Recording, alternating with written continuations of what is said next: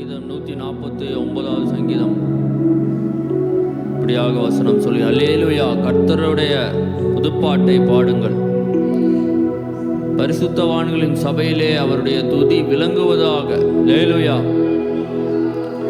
ஆண்டவரே, நாங்கள் எல்லாரும் சேர்ந்து புதுப்பாட்டை பாடுகிறோம். ஆண்டவரே, பரிசுத்தவான்களின் சபையிலே நம்முடைய துதிகளை நாங்கள் ஏறெடுக்கிறோம். இஸ்ரவேல் தன்னை உண்டாக்கினவரில் மகிழவும், சீயோன் குமாரர் தங்கள் ராஜாவில் களி கூறவும் கடவர்கள் என்று வசனம் சொல்கிறார். அல்லேலூயா. ஆண்டவரே, நீர் எங்களை உண்டாக்கினீரே, உமக்கு ஸ்தோத்திரம். நீரே எங்கள் ராஜா. ஆண்டவரே, நாங்கள் உண்மையில் களி கூற ஆண்டவரே வந்திருக்கிறோம்.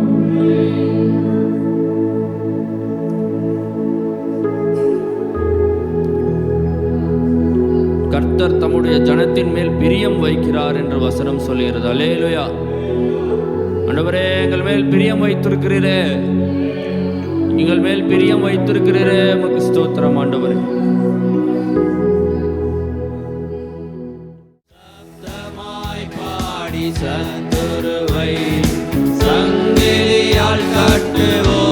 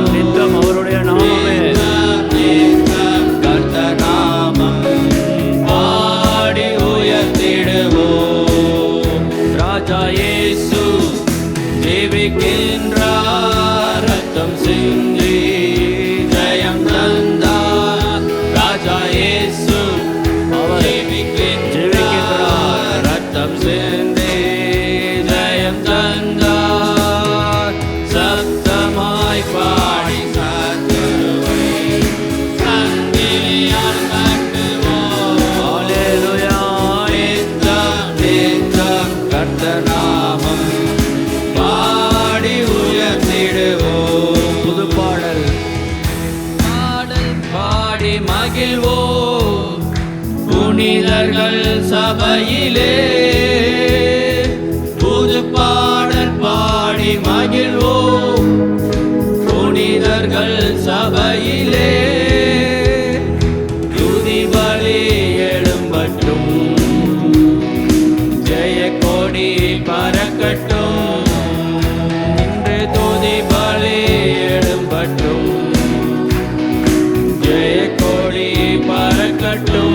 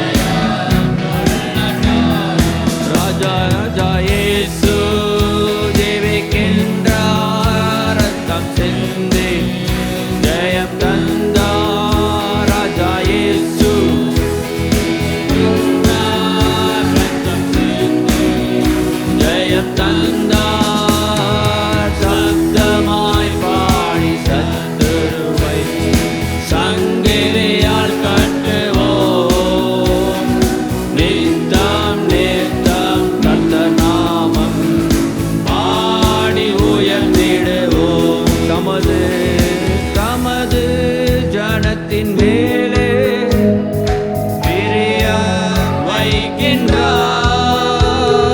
தமது ஜனத்தின் மேலே அவர் பிரியம் வைக்கின்றார். வெற்றி தருகிறார், மேன்மைப்படுத்துவார். இன்று வெற்றி விசுவாசத்தோடு சொல்லுவோமா? மறுபடியும் தமது ஜனத்தின் மேல், தமது ஜனத்தின் மேலே பிரியம் வைக்கின்றார். தமது ஜனத்தின் மேலே பிரியம் வைக்கின்றார். வெற்றி தருகிறார், மேன்மைப்படுத்துவார். யாருக்கெல்லாம் வெற்றி வேணும்னு சொல்றவங்க பாடுவோமா? ஜெயேசு அவர் ஜெயிக்கின்றார், ரத்தம் சிந்தி எல்லாவற்றையும் அவர் ஜெயித்திருக்கிறார். என்னுடைய வாழ்க்கையிலும் நோய்களிலே ஜெயம் வேணுமானால், எல்லா பாடுகளிலிருந்து எங்களுக்கு ஜெயம் வேணுமானால், நாங்கள் சத்தமாய் பாடி சத்துருவை நாங்கள் சங்கிலியால் கட்டுகிறோம். அவருடைய நாமமே நாங்கள் பாடி உயர்த்துகிறோம். ஆமென். சத்தமாய் பாடி அவருடைய சத்தங்களை எல்லாம் உயர்த்தி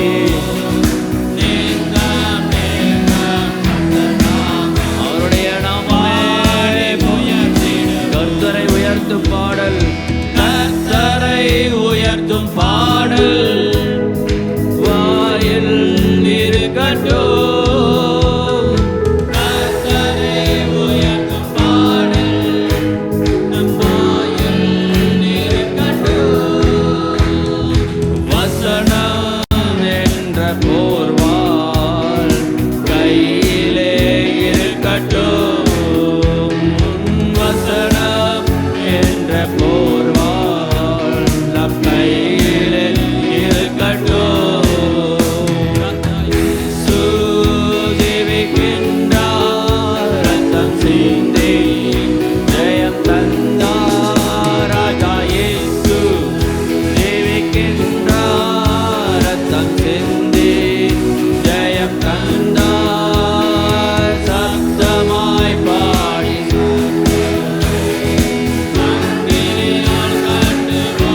எல்லாரும் ஒன்றாய் சிரித்தம் நித்தம் கர்த்தர் நாமம் பாடி உயர்த்திடுவோம். மறுபடியும் சத்தமாய் பாடி அல்லேலூயா.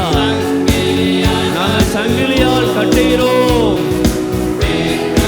இந்த ஆசீர்வதிக்கப்பட்ட ஓய்வு நாளில் ஆண்டவரே உம்மையே பாடி உயர்த்துகிறோம்.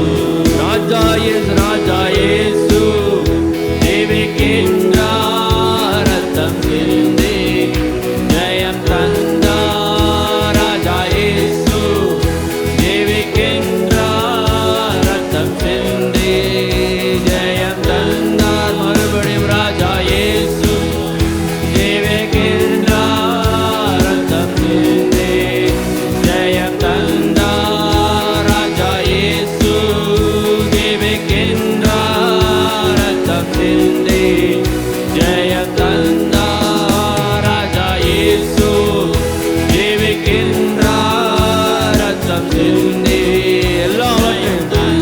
எல்லாவற்றையும் அவர் ஜெயித்திருக்கிறார். எங்கள் வாழ்க்கையிலே படுகிற கஷ்டத்தை எல்லாவற்றையும் அவர் கண்ணோக்கமாய் பார்த்து இந்த வேளையிலே அவர் சொல்லுகிறார், நான் மரித்து உயிரோடு இருக்கிறேன், சகலத்தையும் ஜெயித்திருக்கிறேன். நான் உன் வாழ்க்கையிலும் பலத்த காரியத்தை செய்வேன் என்று கர்த்தர் சொல்கிறார். நாம் செய்ய வேண்டியது அவருடைய நாமத்தை மாத்திரம் தினமும் துதித்து பாடுவது மாத்திரமே. ஆண்டவரே, நாங்கள் சங்கிலியால் சத்துருவை கட்டி ஆண்டவரே உம்முடைய நாமத்தை நாங்கள் துதிக்கிறோம்.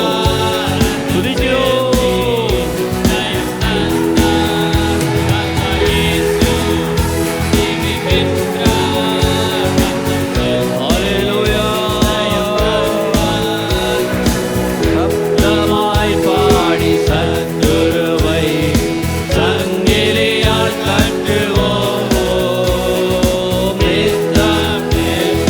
கர்த்தர் நாமம் பாடி உயர்த்திடுவோம். அல்லேலூயா. மத்திய சுவிசேஷம் 15வது அதிகாரம்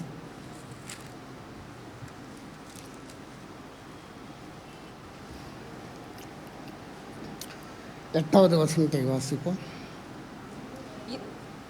இந்த ஜனங்கள் தங்கள் வாயினால் என்னிடத்தில் சேர்ந்து தங்கள் உதடுகளினால் என்னை கனம் பண்ணுகிறார்கள், அவர்கள் இருதயமோ எனக்கு தூரமாய் விலகி இருக்கிறது. இந்த ஜனங்கள் தங்கள் வாயினால் என்னிடத்தில் சேர்ந்து தங்கள் உதடுகளினால் என்னை கனம் பண்ணுகிறார்கள், அவர்கள் இருதயமோ இருதயத்திலே விசுவாசிக்க வேண்டும், நாவினாலே அறிக்கை பண்ணப்பட வேண்டும். ரட்சிப்பு உண்டாவதற்கு இதுதான் ப்ரொசீஜர். ஆனால் செயல் வடிவத்தில் எப்படி இருக்குது? அப்படியே தலைகீழாக இருக்கிறது. ஆண்டவர் சொன்னார், இதயத்தில் முதல்ல விசுவாசி, அது நாவினால் அதை அறிக்கையிடு, அப்பொழுது ரட்சிப்பு உண்டாகும். ரட்சிப்பு என்பது நம்முடைய ஆவி ஆத்மா சரீரத்தினுடைய எல்லா தேவைகளையும் இங்கே உள்ள அடக்கி உள்ளது. ஆனால் இங்கே எப்படி இருக்கிறது? தங்கள் வாயினால் என்னிடத்தில் சேர்ந்து உதடுகளினால் என்னை கனம் பண்ணுகிறார்கள், அவர்கள் இருதயமும். அருமையானவர்களே, இருதயத்திலிருந்து ஆரம்பித்து வெளியே வந்திருக்கணும். ஆனால் இருதயம் எப்படி இருக்கிறது? கர்த்தரை விட்டு தூரமாக இருக்கிறது. ஆனால் வாயில் ஸ்தோத்திரம் தான், அல்லேலூயா தான், ஆர்ப்பரிப்பு தான். ஏனென்றால் தங்கள் வாயினாலே அவங்க என்ன வர்றாங்க, எப்படி வர்றாங்க? வாயில் வட சொல்கிறாங்க. இந்த லாங்குவேஜை நம்ம லோக்கல் லாங்குவேஜாக சொல்கிறதா இருந்தால் வாயிலே பந்தல் போடுறாங்க அப்படின்னு சொல்லுவாங்க. நம்ம இதிலலாம் திறமையான ஆட்கள், கை கருணக்கிழங்கு, வாய் சக்கரை. நம்ம வாயிலேயே வீடு கட்டி கரகப்பிரவேசம் பண்ணிவிடுவோம். ஆனால் தேவன்றது இந்த விளையாட்டுலாம் செல்லுபடியாகாது. அவர் இதெல்லாம் அவருக்கு எல்லாமே தெரியும். அவர் உள்ளேருந்து வெளியே பார்க்குறவர், உள்ளந்திரியங்களை ஆராய்ந்து அறிகிறவர். அருமையானவர்களே, தேவ சமூகத்தில் நாம் எப்படி இருக்க வேண்டும், நம்முடைய சிந்தனை எப்படி இருக்க வேண்டும், நம்ம எப்படி கர்த்தரிடம் சேருகிறோம். உயரமும் உன்னதமான சிங்காசனத்தில் வீற்றிருக்கிறவரை நான் கண்டேன். நம்முடைய கண்கள் காண வேண்டிய காட்சி முதலாவது, அல்லது எப்பொழுதும் நாம் காண வேண்டிய காட்சி, உயரமும் உன்னதமான சிங்காசனத்தில் வீற்றிருக்கிறவரை நான் கண்டேன். ஆனால் நம்முடைய கண்களை மூடினால் அல்லது கண்களை திறந்தால் நாம் எதை காண்கின்றோம்? நம்முடைய ஆத்மா எதை பார்க்கிறது? அருமையானவர்களே, சில காரியங்களிலே நாம் மாற்றிக்கொள்ள வேண்டியது அவசியமாக இருக்கிறது. ஆவியானவர் இடைப்பட்டு கொண்டு தான் இருக்கிறார், வார்த்தைகளை அனுப்பிக்கிட்டு தான் இருக்கிறார், அபிஷேகத்தை அனுப்பிக்கிட்டு தான் இருக்கிறாரு. ஆனால் உள்ளுக்குள்ளே மாற வேண்டிய பகுதிகள் நிறைய இருக்கிறது. கர்த்தர் எது நம்ம இடத்துல எதிர்பார்க்குறாரு? நான் இந்த பூமியும் அதெல்லாம் அவருடைய படைப்பு. இன்றைக்கி விலையுறந்த கற்களுக்காக மனுஷன் அடிச்சுக்கிறோம். நம்முடைய இந்தியாவில் உள்ள ஒரு வைரம், கோகினி ஒரு வைரம், அது இன்னொரு தேசத்தில், அந்த தேசத்தின் தலைவருடைய மகுடத்தில் அது இருக்கிறது. அது இந்தியா அதை கேட்குறாங்க, ஆனால் அவங்க அதை கொடுக்க மாட்டேன்றாங்க. ஏன்னா அப்படிப்பட்ட ஒரு வைரக்கற்களில் எங்கேயுமே கிடையாது. ஆனால் தேவன் இதையெல்லாம் ஆற்றுல சும்மா குமிச்சு போட்டிருந்தார். ஏதேன் தோட்டத்தில் ஆண்டோர் உண்டாக்கின அந்த ஆற்றுல இதெல்லாம் சாதாரண கூழாங்கற்களை போல தேவன் போட்டிருந்தார். அவர்களெல்லாம் இதெல்லாம் ஒன்றுமே கிடையாது. அவர் நம்மிடத்தில் என்ன எதிர்பார்க்குறாரு? காணிக்கையாக எதிர்பார்க்குறாரு. தாவீது தேவனுக்கு ஆலயம் கட்டணும்னு சொல்லி விரும்பும் பொழுது ஆண்டவர் சொன்னார், நான் எப்போ உன்ட்ட நான் கேட்டேன்? எனக்கு ஆலயம் கட்டணும்னு நான் உன்ட்ட கேட்டேன்னா, இஸ்ரேல் ஜனங்கள் வனாந்தரத்திலே அவர்கள் கூடாரத்தில் இருக்கும் பொழுது நான் யார்கிட்டையாவது நான் எனக்கு ஒரு ஆலயம் கட்டுன்னு நான் சொன்னேன்னா? கர்த்தர் நம்மிடத்தில் எதை எதிர்பார்க்கிறார் அது முதலாவது நாம் புரிந்து கொள்ளணும். நம்ம என்ன பண்ணுறோம்னா, நம்ம மனசுக்கு என்ன தோணுதோ செஞ்சிடறது. நான் எல்லாம் செஞ்சிட்டேன், அவர் சொன்னாரா, அவர் நம்ம இடத்துல அதை கேட்டாரா? நாம் தெரிந்து கொள்ளக்கூடாது, அவர் தான் சொல்லணும். இதை செய்யின்னு சொல்லி கர்த்தர் தான் சொல்லணும். நம்ம அதுக்கு கீழ்ப்படுகிறவர்களாக இருக்க வேண்டும். நம்ம தீர்மானம் பண்ணுறோம், நம்ம அதை செயல் வடிவத்தில் கொண்டுட்டு வரோம். ஆனால் தேவனிடத்தில் அது அங்கீகரிக்கப்படுமோ அப்படின்றத நம்ம யோசிக்கணும். நான் இதை செய்கிறேனே, தேவன் இதனால் மகிமைப்படுவாரா? தேவன் இந்த காரியத்தை நம்ம இடத்துல எதிர்பார்க்கிறாரா? மத்தேயு சுவிசேஷம் 9வது அதிகாரம் 13வது வசனத்தை வாசி. வழியை அல்ல இரக்கத்தையே விரும்புகிறேன் என்பதின் கருத்து இன்னதென்று போய் கற்றுக்கொள்ளுங்கள். நீதிமான்களை அல்ல பாவிகளையே மனம் திரும்புகிறதுக்கு அழைக்க வந்தேன் என்றார். பழியை அல்ல. அருமையானவர்களே, நீ செய்கிற ஆராதனை, நீ செய்கிற மாத பிறப்புகள், வருஷ பிறப்புகள் எல்லாம் நான் வெறுக்கிறேன்றார் ஆண்டவர். உன்னுடைய காணிக்கை என்னை கொண்டுட்டு வராத, அது தீட்டுள்ளதாக இரத்தக்கரை படிந்ததாக இருக்கிறது. இப்படியெல்லாம் நீ எனக்கு ஆராதனை செய்ய விட நான் உன்ட்ட சொன்னேன்னா, நீ வீட்டில் போய் ஏசியா தீர்க்கதரிசன புஸ்தகம் 1வது அதிகாரத்தை படித்து பாருங்கள். இவ்விதமான ஆராதனை நான் வெறுக்கிறேன். அதாவது அசுத்தமான இருதயத்தோடும் அசுத்தமான கைகளோடும் நாம் ஏறெடுக்கிற ஆராதனை தேவன் வெறுக்கிறார். பழியை அல்ல. அப்போனா தேவனுக்கு ஆராதனை செய்யக்கூடாதா? காணிக்கை கொடுக்கக்கூடாதா? கொடுக்க வேண்டிய முறையிலே இருந்து, கொடுக்க வேண்டிய தகுதியின் அடிப்படையில். ஆசாரியர்கள் தேவ சமூகத்தில் போய் மகா பரிசுத்த ஸ்தலத்தில் நுழையும் பொழுது டக்குன்னு உள்ள போய் நுழைஞ்சிட முடியாது. அவர்கள் என்ன பண்ணுவாங்க? தனியாக போய் தங்களை பரிசுத்தம் பண்ணி கொள்ளுவார். அநேக நாட்களாக தேவ சமூகத்தில் போய் தங்களை பரிசுத்தம் பண்ணி கொண்டு தங்களை தகுதிப்படுத்தி கொண்டு தான் மகா பரிசுத்த ஸ்தலத்துக்குள்ளே நுழைய முடியும். அது யார் மேலே சீட்டு விழுதோ அவங்க தான் உள்ளே போக முடியும். போகும்போது என்ன பண்ணுவாங்கன்னா, காலில் ஒரு மணி கட்டியிருப்பாங்க, காலில் ஒரு கயிறு கட்டி ஒரு முனை ஆசாரனுடைய காலில் இருக்கும், மறுமுனை வெளியில் இருக்கக்கூடிய ஒரு நபர் கையில் இருக்கும். ஒருவேளை இந்த ஆசாரியன் பரிசுத்த குறைவாக இருந்தான் என்றால் உள்ளே போனான்னா அடிதான். இவனுடைய சரீரத்தை எடுப்பதற்கு அடத்தையும் போனான்னா அவன் அடிதான். அப்போ அந்த வெளியில் இருக்கிறவன் அந்த கயிற்றை பிடிச்சி இழுத்து அந்த சரீரத்தை வெளியே கொண்டுட்டு வருவான். தேவ சமூகத்தில் நம்ம செய்கிற காரியங்கள் எல்லாவற்றிலும் ஜாக்கிரதை உள்ளவர்களாக கர்த்தருக்கு நம்மளை அவர் என்ன எதிர்பார்க்கிறார்? பழியை அல்ல. அப்புறம் நமக்கு ஆராதனை செய்யக்கூடாதுன்னு அர்த்தம் கிடையாது. அவர் ஆராதனைக்குரியவர், சகல துதிக்கும் கனத்துக்கும் மகிமைக்கும் பாத்திரர். அவர்கள் நாம் ஆராதனை செய்ய வேண்டும், பலி செலுத்த வேண்டும். உதடுகளின் கனிகளாகிய ஸ்தோத்திர பலிகளையும் நாம் செலுத்த வேண்டியது அவசியமாக இருக்கிறது. ஆனால் அதிலும் மேன்மையான காரியங்கள் இருக்கிறது. அந்த ஸ்தானத்திலிருந்து நாம் அதை செய்ய வேண்டும். பழியை அல்ல இரக்கத்தையே விரும்புகிறேன் என்பதின் கருத்து இன்னதென்று போய் கற்றுக்கொள்ளுங்கள். ஏன் கற்றுக்கொள்ளுங்கன்னா, நம்ம இன்னும் கற்றுக்கொள்ளாமல் இருக்கிறோம். இரக்கம் பழியை அல்ல இரக்கத்தையே விரும்புகிறேன். சிலுவையில் ஆண்டவர் தானே செஞ்சார், இவ்வளவாய் உலகத்தில் அன்பு கூர்ந்தார். அருமையானவர்களே, சிலுவையினுடைய நோக்கமே பிதாவின் அன்பை நாம் புரிந்து கொள்ள வேண்டும் என்பது தான். ஒரு பக்கம் அவர் பட்சிக்கிற அக்கினி, தன் மகிமை அவர் யாருக்கும் அவர் விட்டு கொடுக்கவே மாட்டார். யாரும் அவருடைய ஸ்தானத்துக்குள்ளே நுழைஞ்சான். ஒருத்தன் உசியான்றவன் என்ன பண்ணால், அந்த உடன்படிக்கை பெட்டி காலைகள் மிரண்டதுனால கீழே விழும்புடு ஐயோ உடன்படிக்கைப்பட்டு கீழே வந்துடக்கூடாது அப்படின்ற கருத்தில் அவன் அதை என்ன பண்ணிட்டான், தொட்டுட்டான்.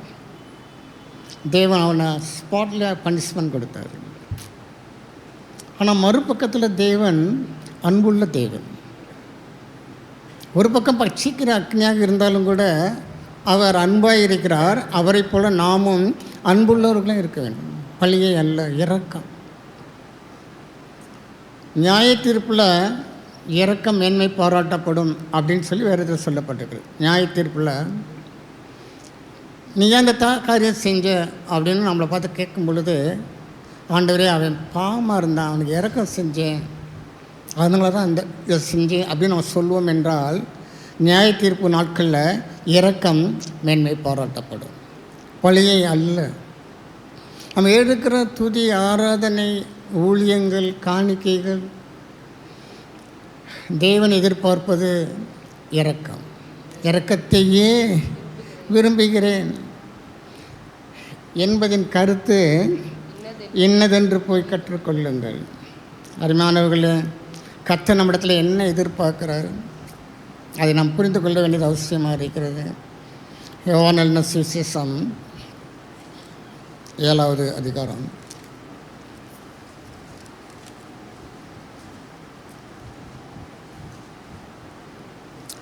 22வது வசனத்தை வாசிப்போம். விருத்தசேதனம் மோசேயினால் உண்டாகாமல் பிதாக்களால் உண்டாயிற்று. பின்பு மோசே அதை உங்களுக்கு நியமித்தான். நீங்கள் ஓய்வு நாளிலும் மனுஷனை விருத்தசேதனம் பண்ணுகிறீர்கள். ஆபிரகாம் மூலமாக விருத்தசேதனம்ன்ற ஒரு சிஸ்டம் நடைமுறைக்கு வந்தது. இவன் என்ன பண்ணிட்டான், விருத்தசேதனத்தை பிடிச்சிட்டான். ஆனால் கொடுக்கப்பட்ட அந்த நோக்கத்தை விட்டுட்டான். தெய்வம் நமக்கு கொடுக்கப்படுகிற நியமங்கள் எல்லாமே பின்பதாக தெய்வனுடைய மனதுருக்கம் இருக்க வேண்டும், தெய்வனுடைய அந்த இரக்க சுபாவம் இருக்க வேண்டும். எந்த காரியம் நம்ம செய்வதாக இருந்தாலும் நியாயப்பிரமாணத்தை என்ன பண்ணுறான், ஸ்ட்ராங்காக பிடிச்சிக்கிட்டோம். அதே மாதிரி ஓய்வு நாள், அது எப்படி ஓய்வு நாளில் நீ சுகமாக்க போச்சு.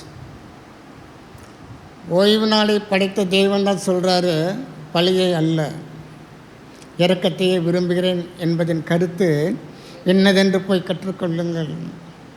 எனக்கு நீதிமான்களை காட்டிலும் நான் வந்திட நோக்கமே பாவிகளை ரட்சிக்கும்படியாகும்.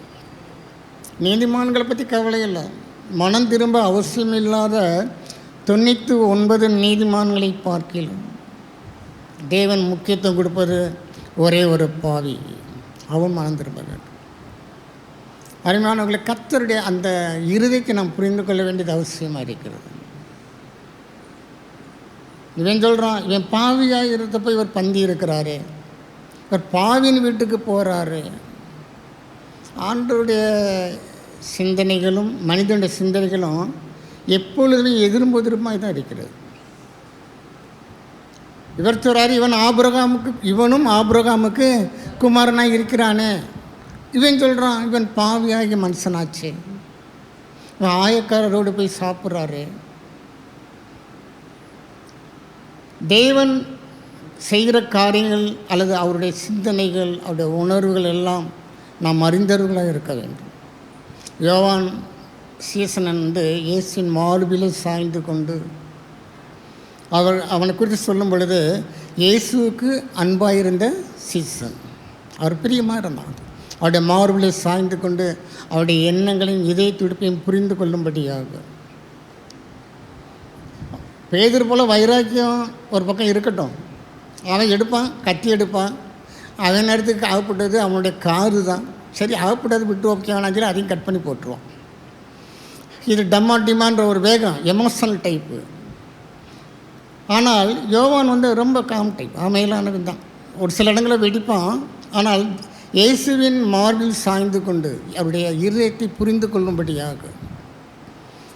இங்கே பார்த்தீங்கன்னா, விருத்த சேதனம் மோசையினால் உண்டாகாமல் பிதாக்களால் உண்டாயிற்று. மோசே அதை உங்களுக்கு நியமித்தான். நீங்கள் ஓய்வு நாளிலும் மனுஷனை விருத்த சேதனம் பண்ணுவதற்கு ஓய்வு நாளில் நம்ம செய்யலாம். அது தப்பு கிடையாது. அடுத்த வசனத்தை வாசிப்போம்.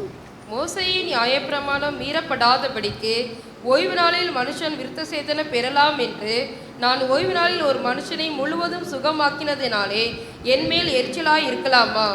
இவனுக்கு நியாயப்பிரமாணம் தான் சட்டம் இப்படி சொல்லுதியா, நீ எப்படி ஓய்வு நாளை மீறலாம், அதனால் நீ ஓய்வு நாளில் நீ ஜனங்களை சுகமாக்கக்கூடாது.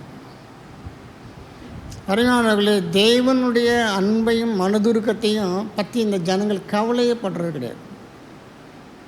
இவெல்லாம் பார்த்தீங்கன்னா கையில் புஸ்தகத்தை வச்சுக்கிட்டே பார்ப்போம். நியாயப்பிரமாணத்தில் என்ன சொல்லப்பட்டிருக்குது, நாங்கள் கையுமையுமா பிடிச்சிட்டு வந்துட்டோம். நியாயப்பிரமாணம் என்ன சொல்லுது, இவளை கல்லெறிந்து கொலை செய்ய வேண்டும். ஆண்டவர் என்ன சொன்னார், உங்களில் பாவம் இல்லாதவன் முதலாவது கல்லை போட கடவுள். அவன் தன்னை உணராமல், நான் செய்கிறதுக்கு எனக்கு என்ன யோக்கியம், எனக்கு என்ன தகுதி இருக்குது, விபச்சாரம் செய்த பெண்ணை கொண்டாந்து நிப்பாட்டினையே அந்த ஆணை எங்கே, 2 பேரும் தானே கூட்டிகிட்டு வந்திருக்கணும்.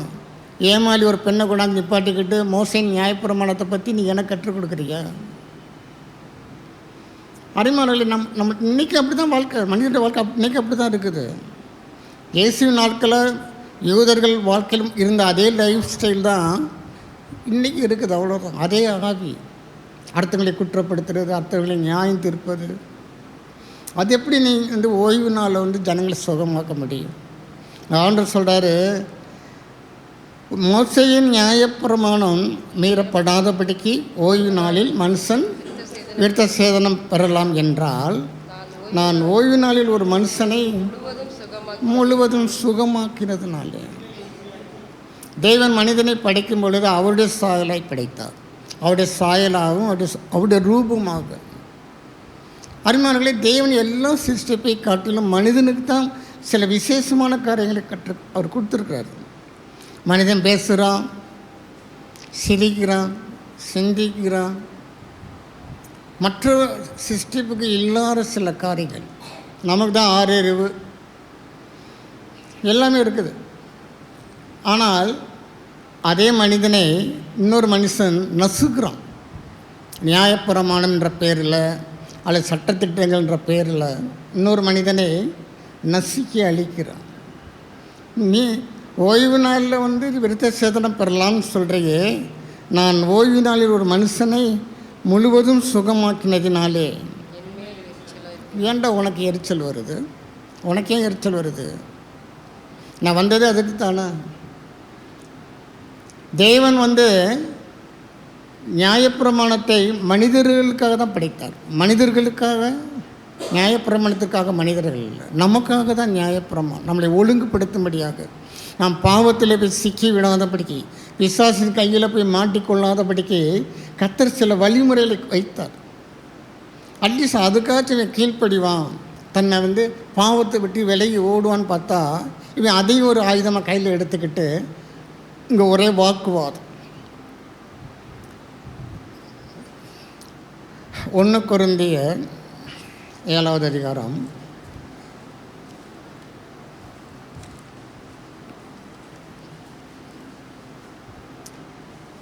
19வது வசனத்தை வாசிப்போம். விருத்த சேதனமும் ஒன்றுமில்லை, விருத்த சேதனம் இல்லாமையும் ஒன்றுமில்லை, தேவனுடைய கற்பனைகளை கை கொள்ளுகிறதே காரியம். ஆனால் பரலோராஜ் என்ன சொல்லுது? விருத்த சேதனமும் ஒன்றும் இல்லை, விருத்த சேதனம் இல்லாமையும் ஒன்றுமில்லை. இன்றைக்கி என்ன பண்ணுறோம்? ஞானஸ்நானம் எடுக்கிறோம். அதை நம்ம எடுக்க வேண்டும், தேவனுடைய பிரமாணங்களை நாம் கை கொள்ள வேண்டும். ஆனால் மனம் திரும்புதல் எங்கே? மனம் திரும்பாமலே, ரட்சிப்பின் அனுபவம் இல்லாமலே மூங்கி எழுந்துட்டு வந்துடுவாங்க, அவ்வளோதான். அதனால் உடனே என்ன பண்ணுவாங்க? ஒரு வெண் வஸ்திரம் போட்டுருவாங்க. எங்கே போகிறீங்க? ஞானஸ்நானம் எடுக்க போகிறோம். சரி சரி போங்க. உள்ளே எப்படி இருக்கிறது? வெளியே நீங்கள் நல்லது தான், உள்ளே எப்படி இருக்கிறது? ஆண்டவர் சொன்னார், வெள்ளை அடிக்கப்பட்ட எண்ணஸ்திரம் போட்டவங்களை குறித்து நான் சொல்லலை. நீங்களாம் நிறையா பேர் அப்படி வந்திருக்கிறீங்க. என்ன நம்மளை பிடிச்சி இந்த கான்செப்டை நீங்கள் புரிந்து கொள்ள வேண்டும். வெளிப்புறத்தை சுத்தமாகுவதற்கு முன்பதாக உள்புறத்தை சுத்தமாக்கு. உள்ளே தேவன் விரும்பாத எல்லா அசுத்தங்களையும் அருவருப்புகளையும் வைத்துக்கொண்டு நாம் வெளியே போடுகிற காரியங்கள் தேவ சமூகத்தில் எடுபடாது.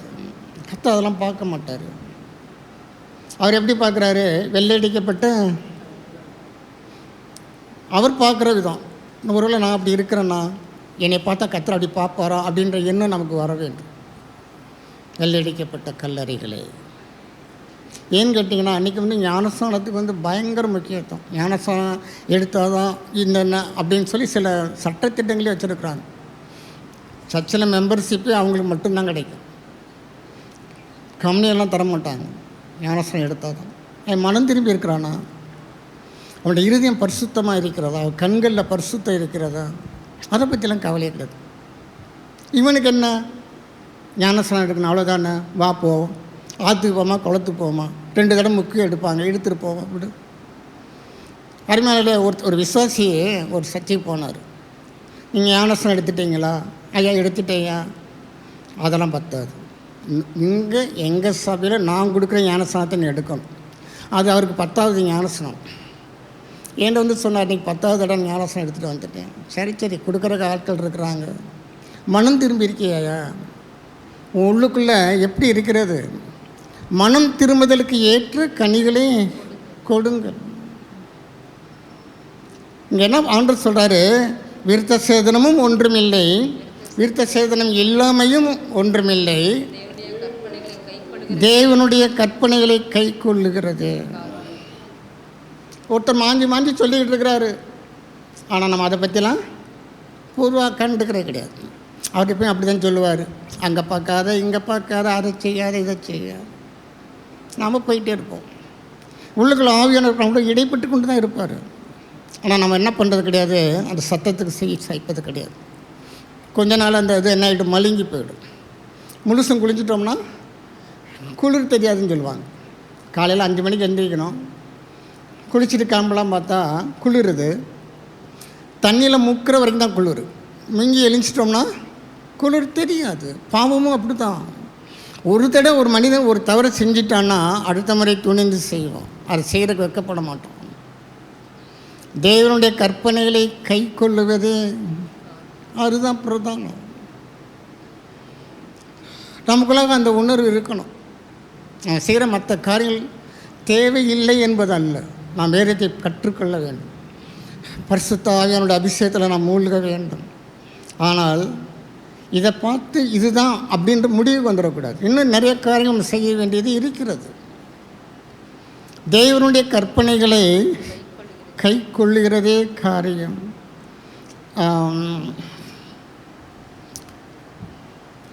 இதே அதிகாரத்தில் 23வது வசனத்தை வாசிப்போம். நீங்கள் கிரயத்துக்கு கொல்லப்பட்டீர்கள், மனுஷருக்கு அடிமைகள் ஆகாதீர்கள். நாம் கிரயத்துக்கு கொல்லப்பட்டிருக்கிறோம். நம்ம எந்த ஒரு மனிதனுடைய சட்டத்திட்டங்களுக்கும் அடிமை ஆகக்கூடாது.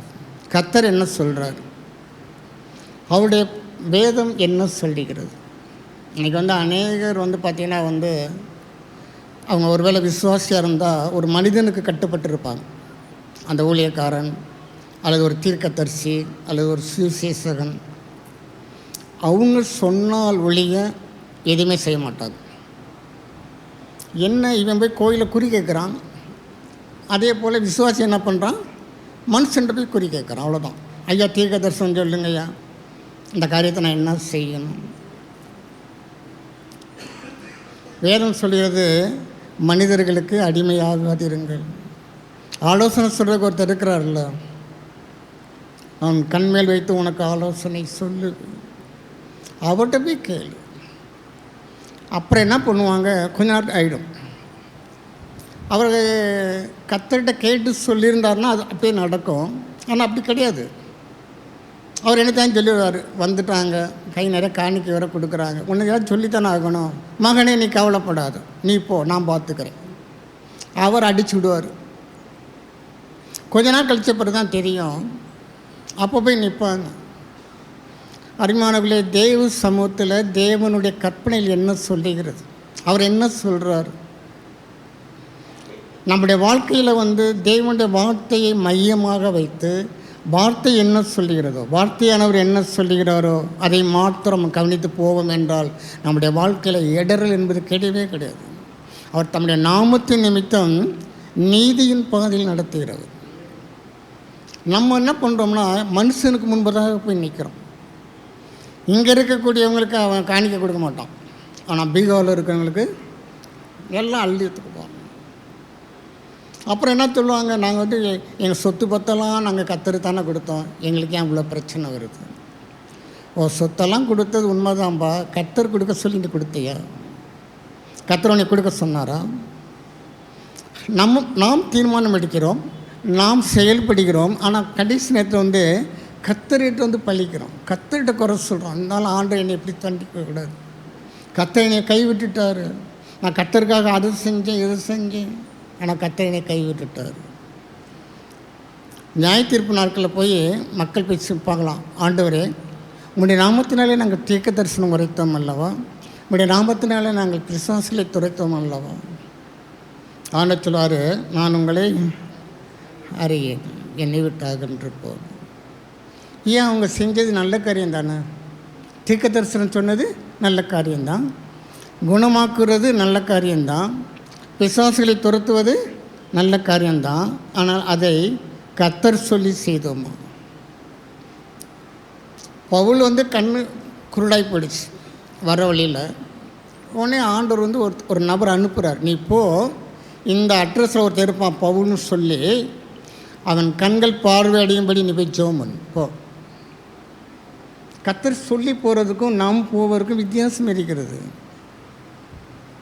இன்றைக்கி நாம் தான் எல்லாம் முடிவெடுக்கிறோம், தேவனுடைய கற்பனைகளுக்கு முக்கியத்துவம் கொடுப்பதே கிடையாது. அவருடைய வார்த்தை என்ன சொல்லுகிறது? இன்றைக்கி கர்த்தருடைய வார்த்தையின்படி நாம் எதுவாக இருந்தாலும் சரி, அது ஊழியமாக இருந்தாலும் சரி, குடும்பமாக இருந்தாலும் சரி, அல்லது தொழில் வியாபாரம் எதுவாக இருந்தாலும் சரி, கர்த்தருடைய வார்த்தையை மையமாய் வைப்போம் என்றால் நம்மளை அடிச்சுக்கிறதுக்கு யாருமே கிடையாது. ஏனென்றால் அவர் நம் பட்சத்தில் இருக்கிறார். கர்த்தரின் பட்சத்தில் இருந்தால் நமக்கு விரோதமாக இருப்பவன் யார்? யார் நிற்க முடியும்? நிற்க விட்டுருவார கர்த்தர்? அருமையானவர்களே, நீங்கள் கிரயத்துக்கு கொல்லப்பட்டீர்கள், மனுஷருக்கு அடிமைகள் ஆகாதீர்கள். நாம் யாருக்கு, ரோமர் ஒரு வசனம் இருக்குது, நாம் யாருக்கு அடிமைகளாக ஒப்பு கொடுக்கப்படுகிறோமோ அதற்கு நாம் அடிமைகளாக இருப்போம். ஒருவேளை நாம் பாவத்துக்கு இச்சைகளுக்கு நாம் விட்டு கொடுப்போம் என்றால் அது நம்மளை அடிமையாக மாற்றிவிடும். அதே சமயத்தில் ஆவியானவருக்கு விட்டு கொடுப்போம் என்றால் ஆவியானவர் நம்மளை ஆளுகை செய்வார், அவர் நம்மளை வழிநடத்துவார். ரெண்டுமே நம்ம கையில் தான் இருக்கிறது. நம்ம என்ன நம்ம ஒப்பு கொடுக்குறோமோ, எதை தெரிந்து கொள்கிறோமோ அதன்படி தான் நடக்கும். அப்போ தேவனுடைய கற்பனைகளை கை கொள்வது தான் காரியம், வேறு ஒன்றுமே கிடையாது. அவருடைய இருதயமும் எனக்கு தூரமாக இருக்கிறது. அவங்க வாயினால் வர்றாங்க, தங்கள் உதடுகளை இன்னைக்கு கனம் பண்ணுகிறார், அவ்வளோதான். அவங்க ஆராதனையும் அவங்களுடைய எல்லாம் வாயோடு நின்றது. அவங்களுடைய இருதயமோ தூரமாக இருக்கிறது. தெய்வம் நம்மளை பார்க்கும்போது அப்படி தான் பார்க்குறாரு. நம்ம இருக்கிற ஆராதனைலாம் இருதயத்திலிருந்து வருதா? கர்த்தரை நான் எப்பொழுதும் எனக்கு முன்பாக வைத்திருக்கிறேன், அப்படி தான் எழுதப்பட்டிருக்கு. தெய்வன் கண்ணை மூடினாலும் அவர் தான் நமக்கு முன்னாடி இருக்க வேண்டும். கண்ணை திறந்திருந்தாலும் நம் கண்கள், நம்முடைய ஆவிக்குரிய கண்கள் தேவனுடைய பிரசன்னத்தை காணும்படியாக. இதெல்லாம் வந்து பயிற்சி, நம்ம அந்த ப்ராக்டிஸ்லாம் அதை பண்ணி பண்ணி பண்ணி பழகணும். எடுத்தோடனே இதெல்லாம் வந்துடுறது, பண்ணணும், உட்காந்து ப்ராக்டிஸ் பண்ணணும். நம்ம ஏதோ கற்றுக்கொள்கிறோம். புரியலைன்னா டியூஷனுக்கு அனுப்புகிறாங்க. சில இடங்களில் 3 டியூஷன் அனுப்புகிறாங்க. ஒரு மேக்ஸுக்கு 3 டியூஷன். இந்த இதுவரைந்து இது வரைக்கும் ஒரு வாத்தியார், இதுலேருந்து இது வரைக்கும் இன்னொரு வாத்தியார். அந்த சார் சொல்லிக் கொடுக்குறது புரிய மாட்டேங்குது. 3 டியூஷன் ஒரு மேக்ஸுக்கு. ஆனால் அப்படி ஆவிக்குரிய காரியங்களுக்கு நம்ம அதெல்லாம் வந்து முக்கியத்துவம் கொடுப்பதே கிடையாது. அருமையானவர்களே, நாம் தேவனுடைய வார்த்தைக்கு நம்ம ஒப்பு கொடுக்க வேண்டியது அவசியமாக இருக்கிறது. ரோமர்கள் நிருபம் 2வது அதிகாரம்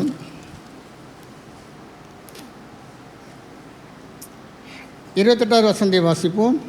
ஆதலால் புறம்பாக யூதனானவன் யூதன் அல்ல, புறம்பாக மாம்சத்தில் செய்யப்படும் விருத்த சேதனமும் விருத்த சேதனம் அல்ல. நான் யூத வம்சத்தை சேர்ந்தவன் அப்படின்னு மேன்மை பாராட்டாத, ஒருவேளை உன் தாயின் தகப்பனும் யூதனாக இருந்தாலும் கூட உள்ளத்துக்குள்ளே நீ யாராக இருக்கிற, அவருடைய இருதயமோ எனக்கு தூரமாக இருக்கிறது. இவங்களுக்கு என்னன்னா, நான் யூதனாக்கும். சமாரிய ஸ்திரீ இயேசு பார்த்து சொன்னால், நீர் யூதனாக இருக்க என்னிடத்தில் வந்து நீ தண்ணீர் கேட்கிறீரே. எந்தளவுக்கு சொசைட்டியில் அது பரவி ஆழமாக பறிஞ்சிருக்கு பாருங்களேன். சமாரியர்களை வந்து யூதர்கள் விரும்புவது கிடையாது, அவங்கள விட்டு விலகி போயிடுவாங்க. இயேசு கிறிஸ்து வந்து தெரிஞ்சு தான் தண்ணி கேட்குறாரு. நீ யூதனாக இருக்க என்னிடத்தில் வந்து தண்ணீர் கேட்கிறீரே. அருமையானவர்களே, உள்ளத்தில் யூதனானவனே யூதனானவன். இன்றைக்கி நம்ம இந்த தேசத்தில் பிறந்திருக்கிறோம், இந்த ஊரில் பிறந்திருக்கிறோம். ஒருவேளை நம்முடைய உடம்பில் யூதருடைய ரத்தம் இல்லாமல் இருக்கலாம், ஆனால் வேதம் எதை பார்க்கிறது? நம்முடைய இருதயத்தை பார்க்கிறது. நம்முடைய இருதயம் எங்கே இருக்கிறது? அது வசந்த கவனிங்க. புறம்பாக யூதனானவன் யூதனால் அல்ல, புறம்பாக மாம்சத்தினாலே செய்யப்படும் விருத்த சேதனமும் விருத்த சேதனம் அல்ல, உங்கள் இருதயத்திலே நீங்கள் விருத்த சேதனம் செய்யுங்கள். வேதம் அப்படி தான் கற்றுக் கொடுக்குது. உங்கள் வஸ்திரங்களை அல்ல, உங்கள் இருதயங்களை கிழித்து கொண்டு மனம் திரும்புங்கள். அந்த நாட்டில் மனுஷனுக்கு ரொம்ப சோகம் வந்துருச்சுன்னா வஸ்திரங்களை கிழிச்சிக்கிடும். ரொம்ப உச்சக்கட்ட நான் வருத்தத்தில் இருக்கிறேன், சோகமாக இருக்கிறேன் அப்படின்றத மற்றவங்களுக்கு காட்டுறதுக்காண்டி வஸ்திரங்களை கிழித்து கொள்வார்கள். ஆண்டவரார் வஸ்திரங்களே அல்ல, உன் இருதயத்தை கிழிப்பா. விருத்த சேதனம் உன் இருதயத்தில் செய்யப்பட வேண்டும். உன் இருதயம் எங்கேயும் இருக்கிறது. ஆனால் வாயில் ஒரே பாட்டு தான், அல்லேலியா தான், ஸ்தோத்திரம் தான், ஓசன்னா தான். இயேசுக்கு ஒரு தடவை தான் ஓசன்னா பாடினாங்க, நம்ம டெய்லி பாடுறோம், ஒரு குறையும் கிடையாது. இயேசு ஒரு தடவை தான் ஊர்வலத்தில் கூட்டிகிட்டு போனாங்க. உன்னதத்திலே தாவீதின் மைந்தனுக்கு ஓசன்னா போடு, நம்ம டெய்லி அடிக்கிறது. ஓசன்னாவுக்கெல்லாம் பஞ்சமே கிடையாது. தேவன் ஓசனாவெல்லாம் பார்த்து மயங்கிற மாட்டார். உள்ள நம்முடைய இருதயம். அர்த்தவசனத்தை வாசிப்போம். உள்ளத்திலே யூதனானவனே யூதன், எழுத்தின்படி உண்டாகாமல் ஆவியின்படி இருதயத்தில் உண்டாகும் விருத்த சேதனமே விருத்த சேதனம். ஆவியின்படி இருதயத்தில் உண்டாகும் விருத்த சேதனம். அருமையானவர்களே, நம்முடைய இருதயம் எங்கே இருக்கிறது? நம்முடைய இருதயம் விருத்த சேதனம் செய்யப்பட்டிருக்கிறதா? அதாவது வந்து சரீரத்தில் ஏற்படுத்துகிற சில சடங்குகளை பார்த்து நம்ம என்ன பண்ணிடுறோம்னா, நம்ம திருப்திப்பட்டுக்கிறோம். ஆனால் என்னை மாதிரி யார் இருக்குது அந்த ஊரில்? நமக்கு நாமே மகுடம் சூட்டிக்கிட்டு திருப்திப்பட்டுக்கிறோம். அவருடைய தராசில் நம்ம கொண்டு போய் வைக்கணும். வார்த்தை தான் அவருடைய தராசு. அந்த வார்த்தையின்படி நம்மை நாமே ஆராய்ந்து பார்ப்போம் என்றால் நம்ம மாயை என்பதை நம்ம கற்றுக்கொள்ள முடியும். மாயை மாயை எல்லாம் மாயை. நம்ம போடுற வேஷமெல்லாம் மாயை. நமக்குள்ளே இருக்கிற பெருமை, மேட்டிமையான சிந்தனைகள் எல்லாம் வெறுமை, வீண். நம்ம என்ன பண்ணுறோம்னா அதை பார்த்து திருப்திப்பட்டுக்கிறோம். ஓ, நம்மளை மாதிரி நான் ரொம்ப நல்லது, நமக்கு நாமே சுய நீதி. உள்ளத்திலே யூதனானவனே யூதன். அருமையானவர்களை, நம்மளாம் ஆவிக்கிற யூதர்கள் என்று வேறு சொல்லப்பட்டிருக்கிறது. நம்முடைய இருதயம் எழுத்தின்படி உண்டாகாமல் ஆவியின்படி இதயத்திலே உண்டாகும் விருத்த சேதனம். இப்படிப்பட்டவனுக்குரிய புகழ்ச்சி மனுஷராலே அல்ல, தேவனாலே உண்டாயிருக்கிறது. வெளியில் வேஷம் போகிறவனுக்கு வெளிப்புறம் மனுஷன் சொல்கிற புகழ்ச்சி சந்தோஷமாக இருக்கும். இதுவும் வேஷம், அதுவும் வேஷம். புகழ்ச்சி வந்து ஒரு மனிதனுக்கு உண்டாகிற சோதனை என்று போட்டிருக்கு. மனிதனுக்கு உண்டாகிற சோதனை அவனுக்கு உண்டாகும் புகழ்ச்சி தான். நிறைய பேர் பார்த்தீங்கன்னா நம்ம காக்கா பிடிக்கிறான்னு சொல்கிறோம் பார்த்தீங்களா, வந்து அடி ஒரு காரியத்தை சாதிப்பதற்காக புகழ்ந்து பேசுவோம். அது ஆனால் உண்மை இல்லை அப்படின்றது இவனுக்கும் தெரியும், அவனுக்கும் தெரியும். நம்முடைய புகழ்ச்சி எங்கிருந்து வர வேண்டும்? மேலிருந்து வரணும். மனிதர்களுடைய புகழ்ச்சி நமக்கு அவசியம் இல்லை. அது புகழ்ந்தாலும் சரி, வாழ்ந்தாலும் அவன் என்ன பண்ணுவான்? நம்மளை ஏசத்தான் செய்வான், தாழ்ந்தாலும் ஏசத்தான் செய்வான். இதுதான் மனிதன்.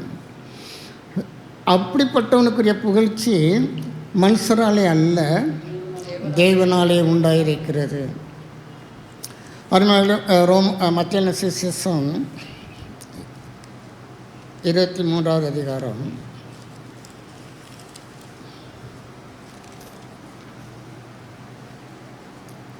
16வது வசனத்தை வாசிப்போம். குருடனான வழிகாட்டிகளே, உங்களுக்கு ஐயோ! எவனாகிலும் தேவாலயத்தின் பேரில் சத்தியம் பண்ணினால் அதனால் ஒன்றும் இல்லை என்றும், எவனாகிலும் தேவாலயத்தின் பொன்னின் பேரில் சத்தியம் பண்ணினால் அவன் கடனாளி என்றும் சொல்லுகிறீர்கள். இங்கே என்ன சொல்லப்பட்டிருக்குது? தேவாலயத்தின் பேரில் சத்தியம் பண்ணினால் அதனாலே ஒன்றும் இல்லை. தேவாலயம் சத்தியம் பண்ணலாம், ஆனால் தேவாலயத்தில் இருக்கிற பொண்ணு மேலே சத்தியம் பண்ணிடக்கூடாது. ஏன்னா கோல்டு அவனுக்கு போய் சேரும். இவன் மனசு ஃபுல்லாக அதில் தான் இருக்கிறது. அதாவது அது அவனுக்குரியது. நீ உனக்கு வேணும்னா தேவாலயத்தின் பேரில் சத்தியம் பண்ணிக்கோ. ஆனால் தேவாலயத்தின் பொண்ணின் பேரில் சத்தியம் பண்ணினால் அவன் கடனாளி. ஜனங்களை எப்படியெல்லாம் மிரட்டி வச்சுருக்கிறான்னு பாருங்களேன். இன்றைக்கி இப்படி தான் நடக்குது. கர்த்தருடைய தூஷணத்தை கூட மனுஷன் ஏற்றுக்கொள்கிறான், ஆனால் மனிதனை தூஷித்தா ஒத்துக்க மாட்டான். என்னது, ஊழியக்காரனுக்கே விரோதமாக பேசுகிறியா? அவ்வளோதான், ரணகலம் பண்ணிவிடுவாங்க. அருமையானவர்களே, சத்தியத்தை புரிந்து கொள்ள வேண்டியது அவசியமாக இருக்கிறது. ஆண்டவர் சொல்கிறாரு, எது முக்கியம்? எதிரா முக்கியம்? பொண்ணா முக்கியம்? அல்லது தேவன் வாசமாக இருக்கிற தேவாலயம் எது முக்கியம்? மனுஷீகத்துக்கும் தெய்வீகத்துக்கும் ஒரு பெரிய யுத்தம் நடந்து கொண்டிருக்கிறது. இவன் மனுஷீகத்தை பூர்த்தி கொண்டே இருக்கிறான். ஆவியானவர் தெய்வீகத்தை மனுஷனுக்குள்ளாக பூர்த்தி கொண்டே இருக்கிறார். இயேசு கிறிஸ்துவின் மினிஸ்டர் அந்த ஊழியத்தின் நாட்கள் நடந்த சம்பவம்லாம் பார்த்தீங்கன்னா, இவன் நியாயப்பிரமாணம் என்ற பேரில் மனுஷீகத்தை தான் ஜனங்களுக்குள்ளாக திணித்து கொண்டே இருந்தார்கள். இயேசு கிறிஸ்து அதெல்லாம் தப்பு. தெய்வீகம் பிதாவானவரை அவர் முன்னிலைப்படுத்தி கொண்டே, பிதாவை மகிமைப்படுத்தி கொண்டே. ஆனால் இன்றைக்கும் அதான் நடக்குது. மனுஷீகத்துக்கும் தெய்வீகத்துக்கும் மனுஷன் என்ன எதை தெரிந்து கொள்கிறான்னு கேட்டிங்கன்னா, எப்படி ஆதாம் ஏவாள் ஏதேன் தோட்டத்தில் பிசாசின் சத்தத்துக்கு செவி கொடுத்தாலோ இன்றைக்கி அதுதான் நடந்து கொண்டிருக்குது. கர்த்தருடைய சத்தம் நிராகரிக்கப்படுகிறது அல்லது மறுதளிக்கப்படுகிறது. அருமையாளர்களே, ஜாக்கிரதை உள்ளவர்களாக இருக்கணும். நீதிமொழியில் ஒரு வசனம் இருக்குது, நான் உன்னுடைய சரீரம் அழிந்து நீ அழியும் பொழுது என் போதகரின் உபதேசத்தை நான் புறம் தள்ளினேனே. எப்போ? எல்லாம் முடிஞ்ச பிறகு. நீ ரெக்கவர் ஆகிறதுக்கு வாய்ப்பே இல்லை. அது வரைக்கும் ஒரே ஆட்டம் பாட்டம், ஒரே ஆட்டம்தான். கர்த்தருடைய வார்த்தைக்கு செவி கொடுக்கறதுக்கு இருதயம் கிடையாது. ஏன்னா அது அவரை விட்டு தூரமாக இருக்கிறது. இப்போ சரீரம் அழிய போகுது, வியாதி வந்துருச்சு, டாக்டரெல்லாம் கைவிட்டுட்டாங்க. இப்போ நீ என்ன சொல்கிற? ஐயோ நான் விட்டுட்டேனே, என் போதகர் சொன்ன உபதேசங்களை நான் ஏற்றுக்கொள்ளவில்லையே. நீ அப்போ வருத்தப்படாத, இப்போவே உன்னை சுதாரிச்சுக்கோ, ஜாக்கிரதை உள்ளனாய். அதெல்லாம் விட்டு விலகி தேவ சமூகத்திலே தேவனோட ஒப்புரவாகு. அதாவது அப்போ பார்த்துக்கலான்றாங்க. எப்போ பார்க்க போகிற? உன் மரணம் எப்போ வரும்னு யாருக்கு தெரியும்? ரோட்டில் போயிட்டே இருக்கும் பொழுது எதிர்பாராதமான விபத்துக்கள் அவங்களுக்கே தெரியலை. தாங்கள் மரித்து போய்விட்டோம் என்பது நிச்சயம் அவங்களுக்கே தெரிஞ்சிருக்காது. அங்கே ஏதோ ஒரு காரியத்தை கொடுத்து பேசிட்டு தானே போயிருப்பாங்க. உயிரும் அதை தான் நினச்சிட்டு அங்கே போயிருக்கோம், நரத்தில் போய் நிற்கும். அப்புறம் தான் தெரியும், ஏசி ஆஃப் பண்ணிட்டீங்க, பயங்கரமாக வெப்பமாக இருக்குது. அப்புறம் தான் கொஞ்சம் கொஞ்சமாக புரியும், நம்ம செத்துட்டோம், நரத்துக்கு மாட்டிக்கிட்டோம். அங்கே போய் சிந்திச்சு என்ன பிரயோஜனம்? அங்கே போய் ஒரு காரியம் நம்மளால் சரி பண்ண முடியாது. நம்முடைய இருதயம் இருக்க வேண்டிய இடத்துல இருக்க வேண்டும். கர்த்தரோடு இசைந்து இருக்கிறவன் அவருடனே கூட ஒரே ஆவியாக இருக்கிறான். நம்முடைய இருதயம் கர்த்தரோடு இசைந்து இருக்கும்படியாக வேதம் என்ன சொல்கிறது, வார்த்தையானவர் என்ன சொல்கிறாரோ அதைவே தியானிக்கிறவர்களாகும். கர்த்தருடைய வேதத்தில் இரவும் பகலும் பிரியமாக இருந்து, நம்முடைய பிரியம் எதுவாக இருக்கிறது? நம்ம எதுக்கு முக்கியத்துவம் கொடுக்குறோம்? வார்த்தையானவருக்கு முக்கியத்துவம் கொடுக்குறோமா? அருமையானவர்களே, விருத்த சேதனமும் ஒன்றும் இல்லை, விருத்த சேதனம் இல்லாமையும் ஒன்றும் இல்லை. தேவனுடைய வார்த்தை அதை கை கொள்ளுறதுல தான் இருக்கிறது. எனவே நம்முடைய இறுதி எப்படி இருக்கிறது, எது நம்ம வாஞ்சிக்கிறோம், எதற்காக நாம் பிரயாசப்படுகிறோம். அழிந்து போகிற அநித்தியமான காரியங்களுக்கு கொடுக்குற முக்கியத்துவத்தை நாம் அழிந்து போகாத நம்முடைய ஆத்மாவுக்கு கொடுக்க வேண்டும். ஒரே ஒரு சான்ஸு தான், போயிடுச்சுன்னா திரும்பி இதை கொண்டுட்டு வர முடியாது. ஒரே ஒரு சான்ஸு தான். அதாவது பள்ளிக்கு கூட அந்த வால் அந்து போச்சுன்னா திருப்பி வந்துடுது. நமக்கு அப்படிலாம் இல்லை. போச்சுன்னா அவ்வளோதான். ஒரு கை போச்சுன்னு வச்சுக்கோங்களேன், கையை திருப்பி முளைக்காது. டூப்ளிகேட் பண்ணாலும் டூப்ளிகேட்டு தான், அது ஒரிஜினல் போல் வராது. இன்றைக்கி தான் பார்த்தீங்கன்னா பல், கண், நம்மளும் அதில் கேர்லெஸ்ஸாக உபயோகப்படுத்துகிறோம். ஆனால் அது நம்ம விட்டு போயிடுச்சுன்னு வச்சுக்கோங்களேன். நிறைய பேர் நான் பார்த்துருக்குறேன், பந்தியில் உட்காந்துக்கிட்டு அவன் போகிற அந்த இறைச்சியை சாப்பிடமாலாம் அவங்க படுற பாடு இருக்குது. ஐயோ, மனசுக்கு பிடிக்குது ஆனால் சாப்பிட முடியல. அந்த பிரியாணியில் போட்டுக்க அந்த இதெல்லாம் சாப்பிட முடியல, ஆனால் பல்லெல்லாம் போயிடுச்சு. இருக்கும்போது ஒழுங்காக அந்த பல்லை காத்துக்கொள்ளலை. கண் பார்வை போன பிறகு தான் கண்ணோட அருமையே தெரியுது. இருக்கும்போது அதை பராமரிக்கணும். நைட்டு 2 மணி வரைக்கும் பார்க்க வேண்டாம். அவனும் விளம்பரத்தில் போட்டுகிட்டே இருக்கிறான். 9 மணிக்கு மேலே உங்களுடைய கம்ப்யூட்டர்லாம் ஆஃப் பண்ணிவிடுங்க, அதை பார்க்காதீங்க. செல்ஃபோனெல்லாம் நீங்கள் பார்க்காதீங்க, குழந்தைகளெல்லாம் கொடுக்காதீங்க. அப்படியே நம்ம செய்கிறோம். அதாவது பார்த்து தூங்கிடும். அது ஆனில் தான் இருக்குது. நம்ம அதை ஆஃப் பண்ணுறது கூட மனசு விருப்பம் வர மாட்டேங்குது. அந்த அசதியிலே தூங்கிடும். காலையில் எழுந்துச்சி தான் அதை ஆஃபில் இருக்கா ஆனில் இருக்கான்னு பார்க்குறோம். அருமையானவர்களே, தேவன் நம்ம கொடுத்துருக்கிற நம்முடைய சரீரம், நம்முடைய ஆத்மா வெளியேறப்பெற்றது. அதை காத்துக்கொள்ள வேண்டிய பொறுப்பு நமக்கு இருக்கிறது. அடுத்த வசனத்தை வாசிப்போம், 18. மேலும் எவனாகிலும் பலிபீடத்தின் மேல் சத்தியம் பண்ணினால் அதனால் ஒன்றுமில்லை என்றும், எவனாகிலும் அதன் மேல் இருக்கிற காணிக்கையின் பேரில் சத்தியம் பண்ணினால் அவன் கடனாளி என்றும் சொல்லுகிறீர்கள். எது முக்கியம்? கர்த்தர் கேட்குறார். வீட்டில் போய் இந்த வசனத்தில் திருப்பி படிங்க. எது முக்கியம்? பலிபீடமா காணிக்கையா? இவனுக்கு காணிக்கை தான். பலிபீடம்னா அது மேலே சத்தியம் பண்ண பண்ணிட்டு போ, அது ஓம்பாடு அவர் பாடு.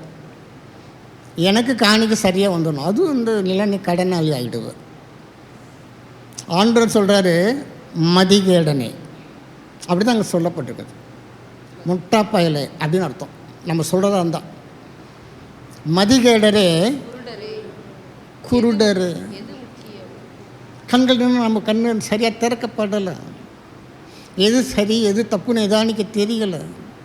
எதற்கு முக்கியத்துவம் கொடுக்க வேண்டும் தெரியலை. ஏன்னா நம்முடைய கண்கள் குருடாக்கப்பட்டிருக்கிறது. புத்தியிலே அந்தகாரம். அப்படி தானே கடந்த நாட்கள் நம்ம தியானித்தோம். அவர்கள் தங்கள் புத்தியிலே அந்தகாரப்பட்டு, புத்தியில் உள்ள தெளிவாக இருந்தால் தான் வெளியே வருதும் தெளிவாக இருக்கும். உள்ள பிரைட்டாக இருந்தால் தான் வெளியே வருதும் வெளிச்சம் பிரகாசமாக இருக்கும். உள்ளே இருட்டில் இருந்தால் வெளியே வர்றதும் அப்படி தானே இருக்கும். மதிகேடரே, குருடரே, எது முக்கியம்? நீ பலிபீடத்தில் சத்தியம் பண்ணிக்கலாம், அதனால ஒன்றும் இல்லை. தேவாலயத்தின் பேரில் பண்ணிக்கோ. ஆனால் பொண்ணு மீது பண்ணிடாத, நீ கடனாளி ஆகிடுவ. பயமுறுத்துகிறோம். ஆண்டவர் சொல்கிறாரு, மதிகேடனே, எதுடா முக்கியம்? எது முக்கியம்? அந்த வசந்த போட்டிருக்குது, காணிக்கையோ காணிக்கை பரிசுத்தமாக்குற பலிபீடமோ. அது வெறும் பலிபீடம் இல்லை, உன்னையும் உன் காணிக்கையும் பரிசுத்தப்படுத்துகிற பலிபீடம். ஆபேலும் காயினும் காணிக்கை கொண்டு போனாங்க. தேவன் ஒருத்தனுடைய காணிக்கை ஏன் நிராகரித்தார்? தேவனுடைய எதிர்பார்ப்பும்படி அந்த காணிக்கை இல்லை. தேவன் நம்மையும் நம்முடைய காணிக்கையும் பரிசுத்தப்படுத்த வேண்டும், அங்கீகரிக்கப்பட வேண்டும். நம்முடைய ஆராதனையை தேவன் அங்கீகரிக்கப்பட வேண்டும். நம்ம ஏறெடுக்கிற துதி ஸ்தோத்திரங்கள் தேவ சமூகத்துக்கு போகணும். இங்கே தொண்டை கிளியை கத்தி நம்ம ஏறெடுக்கிற ஆராதனையில் நம்ம திருப்தி பட்டு விடக்கூடாது. எது முக்கியம்?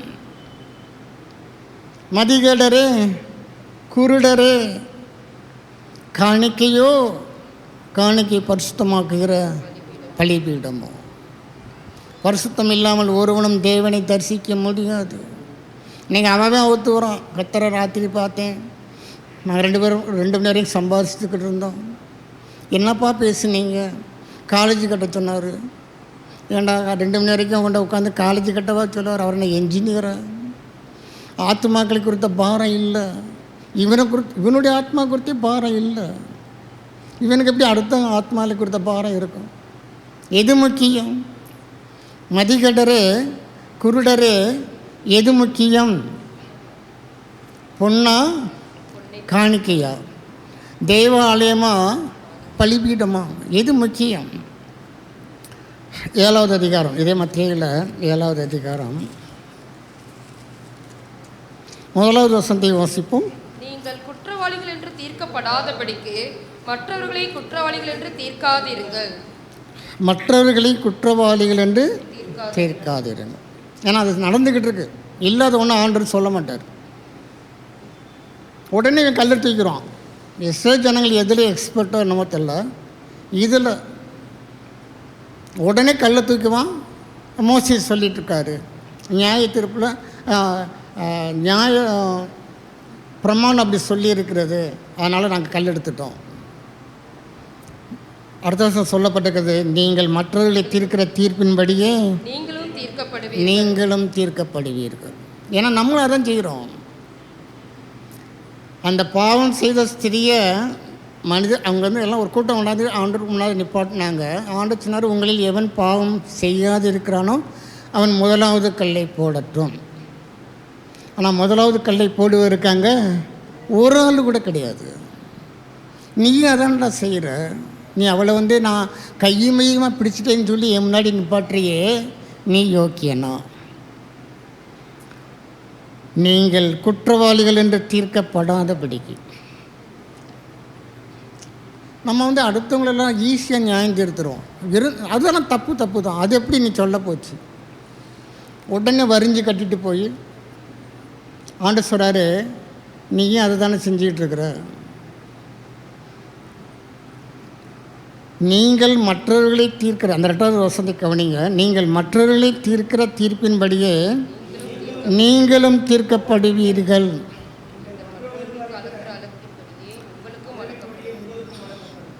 ஆண்டவர் சொன்னார், நாங்கள் எங்கள் குற்றங்களை மற்றவருடைய குற்றங்களை மன்னிக்கிறது போல் எங்கள் குற்றங்களை நம்ம எந்த அளவுக்கு நம்ம அளக்கிறோமோ அந்த அளவுக்கு தான் நமக்கு அளக்கப்படும். நீங்கள் மரக்கால் வச்சு அளந்தீங்கன்னா கர்த்தர் உங்களுக்கு மரக்கால் வச்சு அளந்து கொடுப்பார். காப்படி வழக்கு இருக்குது, வீசும்படிலாம் இருக்குது, குட்டி குட்டி ஆளாக்கெலாம் இருக்குது. எல்லாமே ஆளாக்கு தான், ஆனால் அளவு வித்தியாசம். நம்ம என்ன பண்ணுறோம்னா, ஆண்டவரே இந்த குறைந்த ஜபத்திற்கு நிறைந்த ஆசீர்வாதங்களை கொடுமா ஆண்டவரே, அப்பெல்லாம் கர்த்தர் கொடுக்க மாட்டார். ஒரு ஜபமே குறைந்த ஜபம், ஆனால் பதில் மட்டும் நிறையா வேணுமா? அது எப்படி? கொடுக்குற காசுக்கு தானே பண்டம் தருவான். கடைக்கு போகிறோம், ஒரு 50 ரூபாய் கொடுத்துப்பட்டு, ஐயா ஒரு 5000 ரூபாய்க்கு எனக்கு பண்டம் கொடு, நான் கொடுத்துருவானா? கொடுக்குற காசுக்கு தான் பண்டம் கிடைக்கும். நம்ம கொடுக்குற, நம்ம அளக்கிற அளவின்படி தான் நமக்கும் அளக்கப்படும். அடுத்த வசனத்தை வாசிப்போம். நீ உன் கண்ணில் இருக்கிற உணராமல் உன் சகோதரன் கண்ணில் இருக்கிற துரும்பை பார்க்கிறது என்ன? இருதயம் எப்படி இருக்குதுன்னா, மற்றவங்கள தான் பார்த்துட்டே இருக்குது. இந்த இருதயம் எப்படி இருக்குது? அடுத்தவங்கள தான் பார்த்துட்டே இருக்குது. ஆண்டு சொல்கிறாரு, நீ உன் கண்ணில் இருக்கிற உத்தரம், உன் சகோதரன் கண்ணில் இருக்கிற துரும்பை பார்க்கிறது என்ன? துரும்பு அந்த கண் கலங்கினாலே துரும்பு வெளியே வந்துடும். யாரும் அதை பிரயாசப்படணும்னு கூட அவசியம் இல்லை. கொஞ்ச நேரம் கண்ணை மூட்டிட்டு இருந்தோம்னா கண்ணு கலங்கும், அந்த துரும்பு வெளியே வந்துடும். ஆனால் உத்தரத்தை அப்படி தண்ணீரால் கரைச்சலை வெளியே கொண்டுட்டு வர முடியாது. ஆண்டவர் சொல்றார், உன் கண்ணில் இருக்கிற உத்தரத்தை உணராமல். நம்முடைய இருதயம் விருத்த சேதனை பண்ணப்பட்டிருக்கும் என்றால் நம்ம யாருமே நியாயம் தீர்க்க மாட்டோம். நான் ஏன் பிரச்சனையே பெரிய பிரச்சனை, நானே திருந்த வேண்டிய காரியங்கள் நிறையா இருக்குது, நான் ஏன் அடுத்தவங்களை போய் நியாயம் தீர்க்கணும்? அதனால கணவன் மனைவிக்குள்ளே நியாய தீர்ப்பு நடக்குது. பேசிக்க மாட்டாங்க, ஆனால் ஒரு வீட்டில் தான் குடியிருப்பாங்க. ஆனால் மூஞ்ச நீ வடக்கே போனால் நான் தெற்க போகிறேன். ஆபிரகாம் லோத்தை பார்த்து சொன்னான் பார்த்தீங்களா, நீ கிழக்கே போனால் நான் மேற்கே போகிறேன். வீட்டில் எப்படி இருக்கிறது? ஆண்டவர் சொல்றாரு, உன் கண்ணில் இருக்கிற உத்தரத்தை உணராமல். முதல்ல நம்ம உணரணும், சென்சிட்டிவாக இருக்கணும். அடுத்தவங்களை நியாயம் இருக்கிறவங்களாம் முந்திக்கிட்டு வரவே கூடாது. பொறுத்து வெயிட் பண்ண, அவசரப்படாத. ஒரு மகான்கிட்ட போய் ஒரு தாய் ஒரு பிள்ளையை கூட்டிகிட்டு போய், மகானே என் பிள்ளை ரொம்ப இனிப்பு சாப்பிட்றான், அவனுக்கு கொஞ்சம் நீங்கள் அறிவுரை சொல்லி அவனை திருத்துங்க. நீ ஒரு 3 நாள் கழித்து அந்த பிள்ளையை கூட்டிகிட்டு வான்னு அந்த மகான் சொல்லியிருக்காரு. இந்த அம்மா போயிடுச்சு. 3 நாள் கழித்து வந்தோடனே அந்த மகான் சொன்னாராம், எப்போ இனிமேல் நீ இனிப்பெல்லாம் சாப்பிடாத. அந்த அம்மாவுக்கு சப்புன்னு ஆகிடுச்சான். என்ன மகானே இதை சொல்கிறதுக்கு, ஆனால் 3 நாள் கழிச்சு நீ திருப்பி வர சொன்னீங்க. அம்மா நீ நிற்கி என்ற சொன்ன பற்றியே, அப்போ நானும் இனிப்பு சாப்பிட்டுக்கிருந்தேன். நான் இனிப்பு சாப்பிடும்போது இன்னொருத்தவங்களை பார்த்து நான் இனிப்பு சாப்பிடாதுன்னு சொல்கிறதுக்கு எனக்கு தகுதி கிடையாது. இந்த 3 நாளும் இனிப்பு சாப்பிடாமல் இருக்கிறதுக்கு நான் கற்றுக்கொண்டேன். நீ சொல்லும்போது எனக்கே தெரியுது இனிப்பு சாப்பிடக்கூடாது. இந்த 3 நாளில் நான் இனிப்பை சாப்பிட்றத நிறுத்திக்கிட்டேன். இப்போ எனக்கு சொல்லக்கூடிய அந்த தகுதி எனக்கு வந்துடுச்சு. அதனால் நான் சொல்கிறேன், தம்பி இனிமேல் இனிப்பு சாப்பிடாது. அருமையானவர்களே, நம்ம நியாயம் தீர்க்க முன்பதாக அதெல்லாம் யோசிக்கணும். ஏன்னா நம்மளிருந்து இந்த 2வது வசனம் என்ன சொல்லப்பட்டிருக்குது, நீங்கள் மற்றவர்களை தீர்க்கிற தீர்ப்பின்படியே நீங்களும் தீர்க்கப்படுவீர்கள். ஆண்டவர் சொல்வார், விடுதலையாக்க கூடுமானால் அவங்களெல்லாம் விடுதலையாக்கு. அவளை நியாயம் தீர்க்காத, அவள் தண்டிக்கிறதுக்கு ஒப்பு கொடுக்காத, மன்னிச்சிரு, அவங்கள விட்டுரு, அவங்களுக்கு இன்னொரு சான்ஸ் கொடுன்னு அர்த்தம். அதுதான் செகண்ட் சான்ஸ் அவங்களுக்கு கொடு. ஃபஸ்ட்டிலே அவங்கள தீர்த்துடாத, நியாயம் தீர்க்காத, அவங்க மனம் திரும்புறதுக்கு ஒரு வாய்ப்பு கொடு. நீங்கள் மற்றவர்களுக்கு அளக்கிற அளவின்படியே. அப்போ நம்ம எந்த அளவுக்கு நம்முடைய தராசு இருக்கிறதோ அப்படி தான் பரலோகம் நமக்கும் அளந்து கொடுக்கும். பரலோக ராஜ்யம் வானத்தின் பனைகளை திறப்பதற்கு ரெடியாக இருக்கிறது, அதிலலாம் ஒரு குறையும் கிடையாது. ஆனால் நம்ம எந்த அளவில் அளக்கிறோம் அதையும் பரலோக ராஜ்யம் கவனிக்கும். லூக்கா சுவிசேஷம் 10வது அதிகாரம்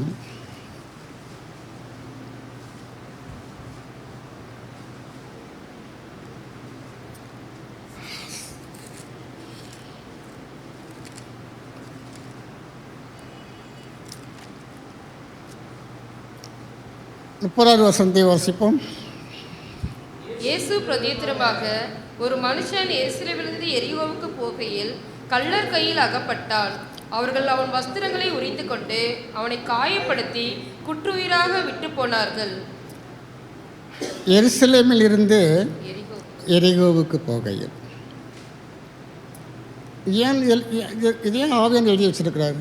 அவன் பிரயாணமாய் போகையில் அல்லது எங்கேயோ ஒருத்தர் போகும்பொழுது கள்ளர் கையில் ஆகப்பட்டான்னு எழுதி வச்சிருக்கலாம்ல. 2 ஊரையுமே எழுதி வச்சிருக்கிறார் ஆவியானவர். அவன் இருந்தது எருசலேம், அவன் போன ஊர் எரிகோ. இந்த 2 ஊரையும் நம்ம சரியாக தெரிஞ்சுக்கணும். திருடன் திருடவும் கொல்லவும் அழிக்கவும் வருகிறானே. நம்ம இருக்க இடத்துல இருந்தோம்னா பிசாசு நம்மளை தொட முடியாது. வழி தவறி போவோம் என்றால் கள்ளர் கையில் அகப்படுவதற்கு வாய்ப்புகள் நிறைய இருக்கிறது.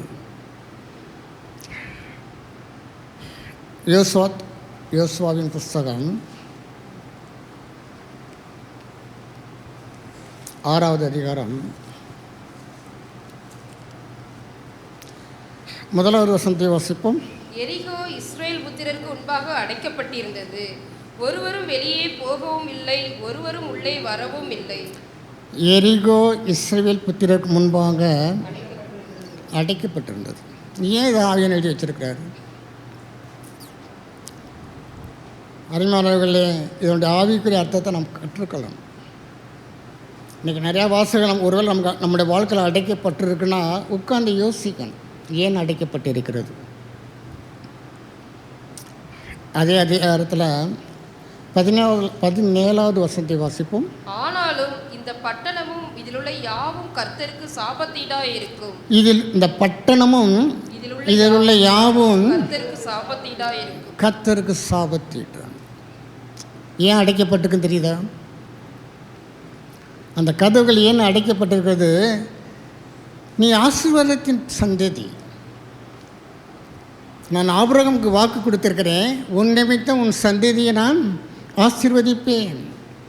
அந்த சந்ததிகள் மூலமாக மற்றவர்களும் ஆசீர்வதிக்கப்படுவாங்க. நீ ஆசீர்வாதத்தின் சந்ததி. ஆனால் எரிகோ கடவுள் ஏன் பூட்டி இருக்குன்னா, அது தேவனுக்கு முன்பதாக சாபத்தீட்டாக இருக்குது. நீங்கள் பார்த்தீங்கன்னா இந்த பட்டணமும் இதில் உள்ள யாவும் கர்த்தருக்கு சாபத்தீடாக இருக்கும். அதனால தான் கர்த்தர் என்ன பண்ணியிருக்காரு, முதலாவது வசனத்தில் அடைக்கப்பட்டிருக்கிறது. சில காரியங்கள் கர்த்தர் நமக்கு ஒருவேளை அடைக்கப்படும் என்றாலும் அந்த யோசிக்கணும். ஒருவேளை கர்த்தர் இதை வேணான்னு நினைக்கிறாரோ, அதுக்காண்டி உங்களோட சரீர சுகத்தெல்லாம் நீங்கள் அப்படி எதிர்மறையாக நினச்சிடாதீங்க. ஒருவேளை எனக்கு சுகமாகலை, கர்த்தரை அடைச்சிட்டார் போல இருக்குது அப்படின்னு நினச்சிடாதீங்க. எல்லாவற்றிலும் வாழ்ந்து சுகமாக இருக்க விரும்புகிறவர் நம்முடைய தேவன். சரியாக சத்தியத்தை புரிந்து கொள்ளணும். எல்லாம் அடக்கி இருக்குன்னு சொல்லிவிட்டு நம்ம எல்லாம் நல்ல காரியத்தையும் நம்ம ஏற்றுக்கொள்ளக்கூடாது. குடும்பத்தில் பொருளாதார ஆசோகம் தடையாக இருக்குது. ஒருவேளை எரிக்கப்பட்டு அடைக்கப்பட்டிருக்க போல் கர்த்தர் நம்முடைய பொருளாதாரத்தெல்லாம் அடைச்சி வச்சுருக்கிறாரு அப்படின்னு நினைக்கக்கூடாது. நம்முடைய தேவன் ஆசீர்வாதத்தின் தேவன்.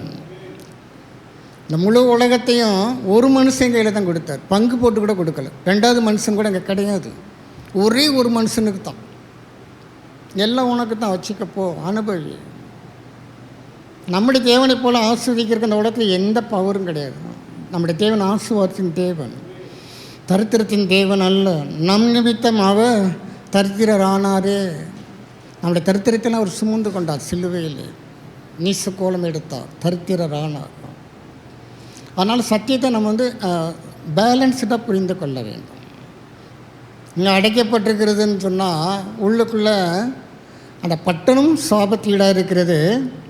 அதில் உள்ள எல்லாமே, இதில் உள்ள யாவும். அந்த வசனம் அப்படி தானே போட்டிருக்கு. அந்த வசனத்தை திருப்பி வாசிங்க. ஆனாலும் இந்த பட்டணமும் இதில் உள்ள யாவும் கர்த்தருக்கு சாபத்தீடாக இருக்கும். இந்த பட்டணமும் சாபத்தீட்டாக இருக்குது, அதில் உள்ள யாவும்.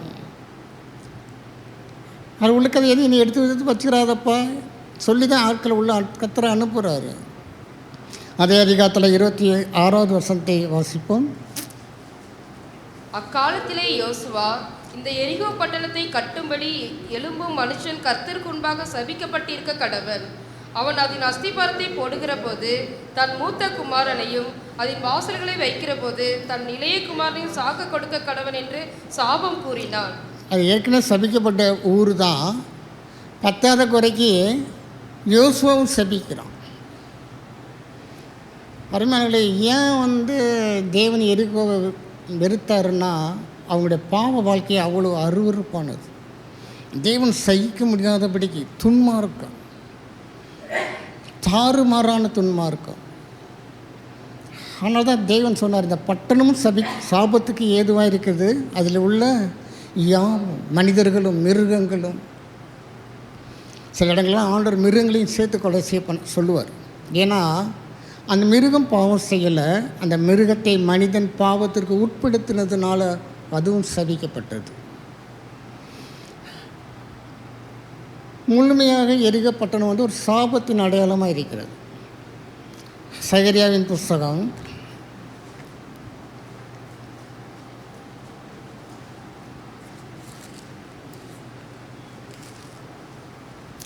8வது அதிகாரம் 3வது வசனத்தை வாசிப்போம்.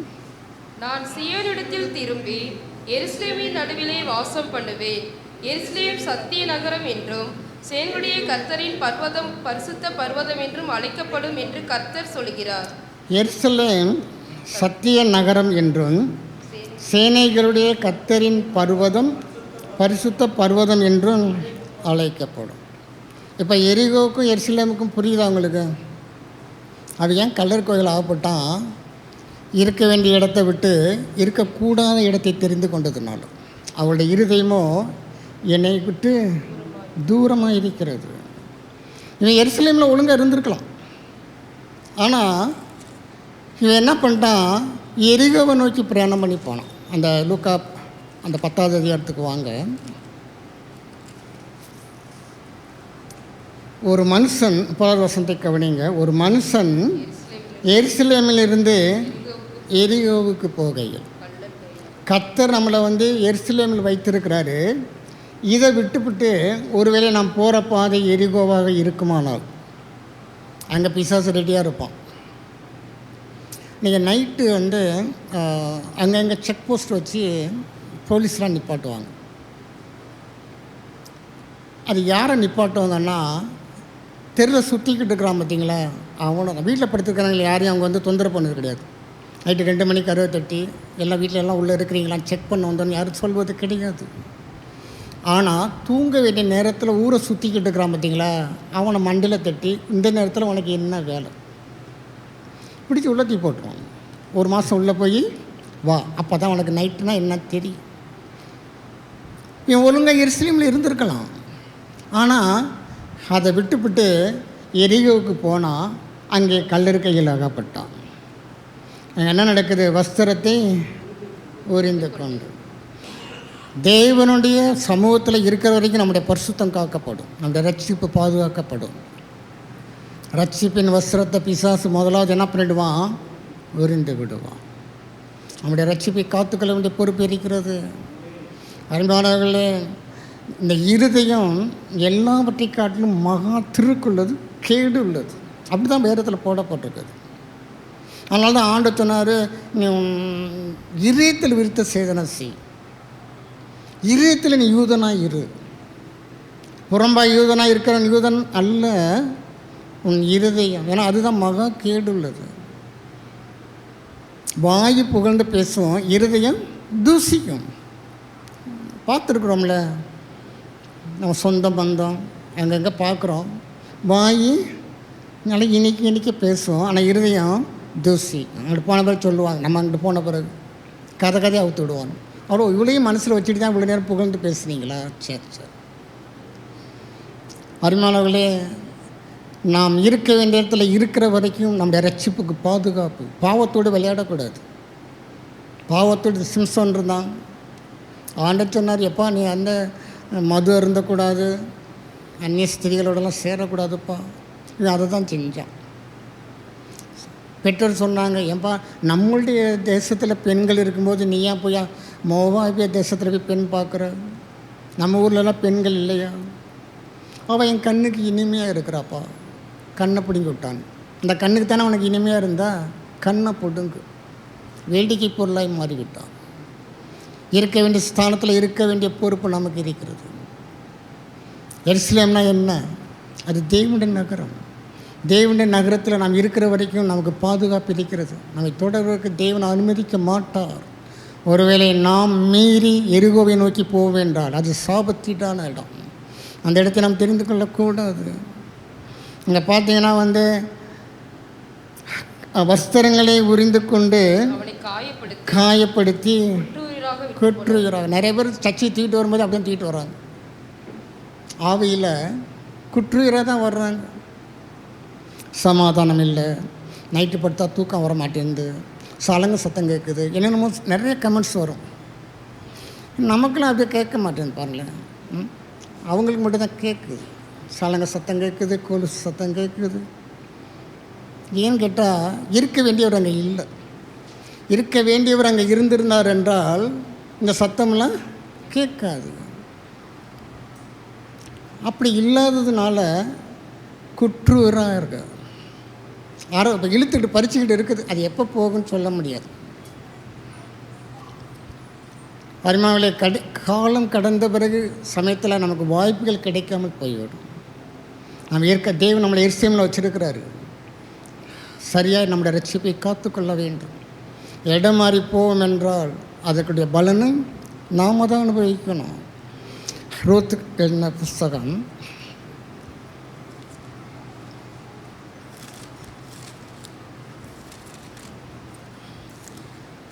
1வது அதிகாரம் 1வது வசனத்தை வாசிப்போம். நியாயாதிபதிகள் நியாயம் விசாரித்து வரும் நாட்களில் தேசத்திலே பஞ்சம் உண்டாயிற்று.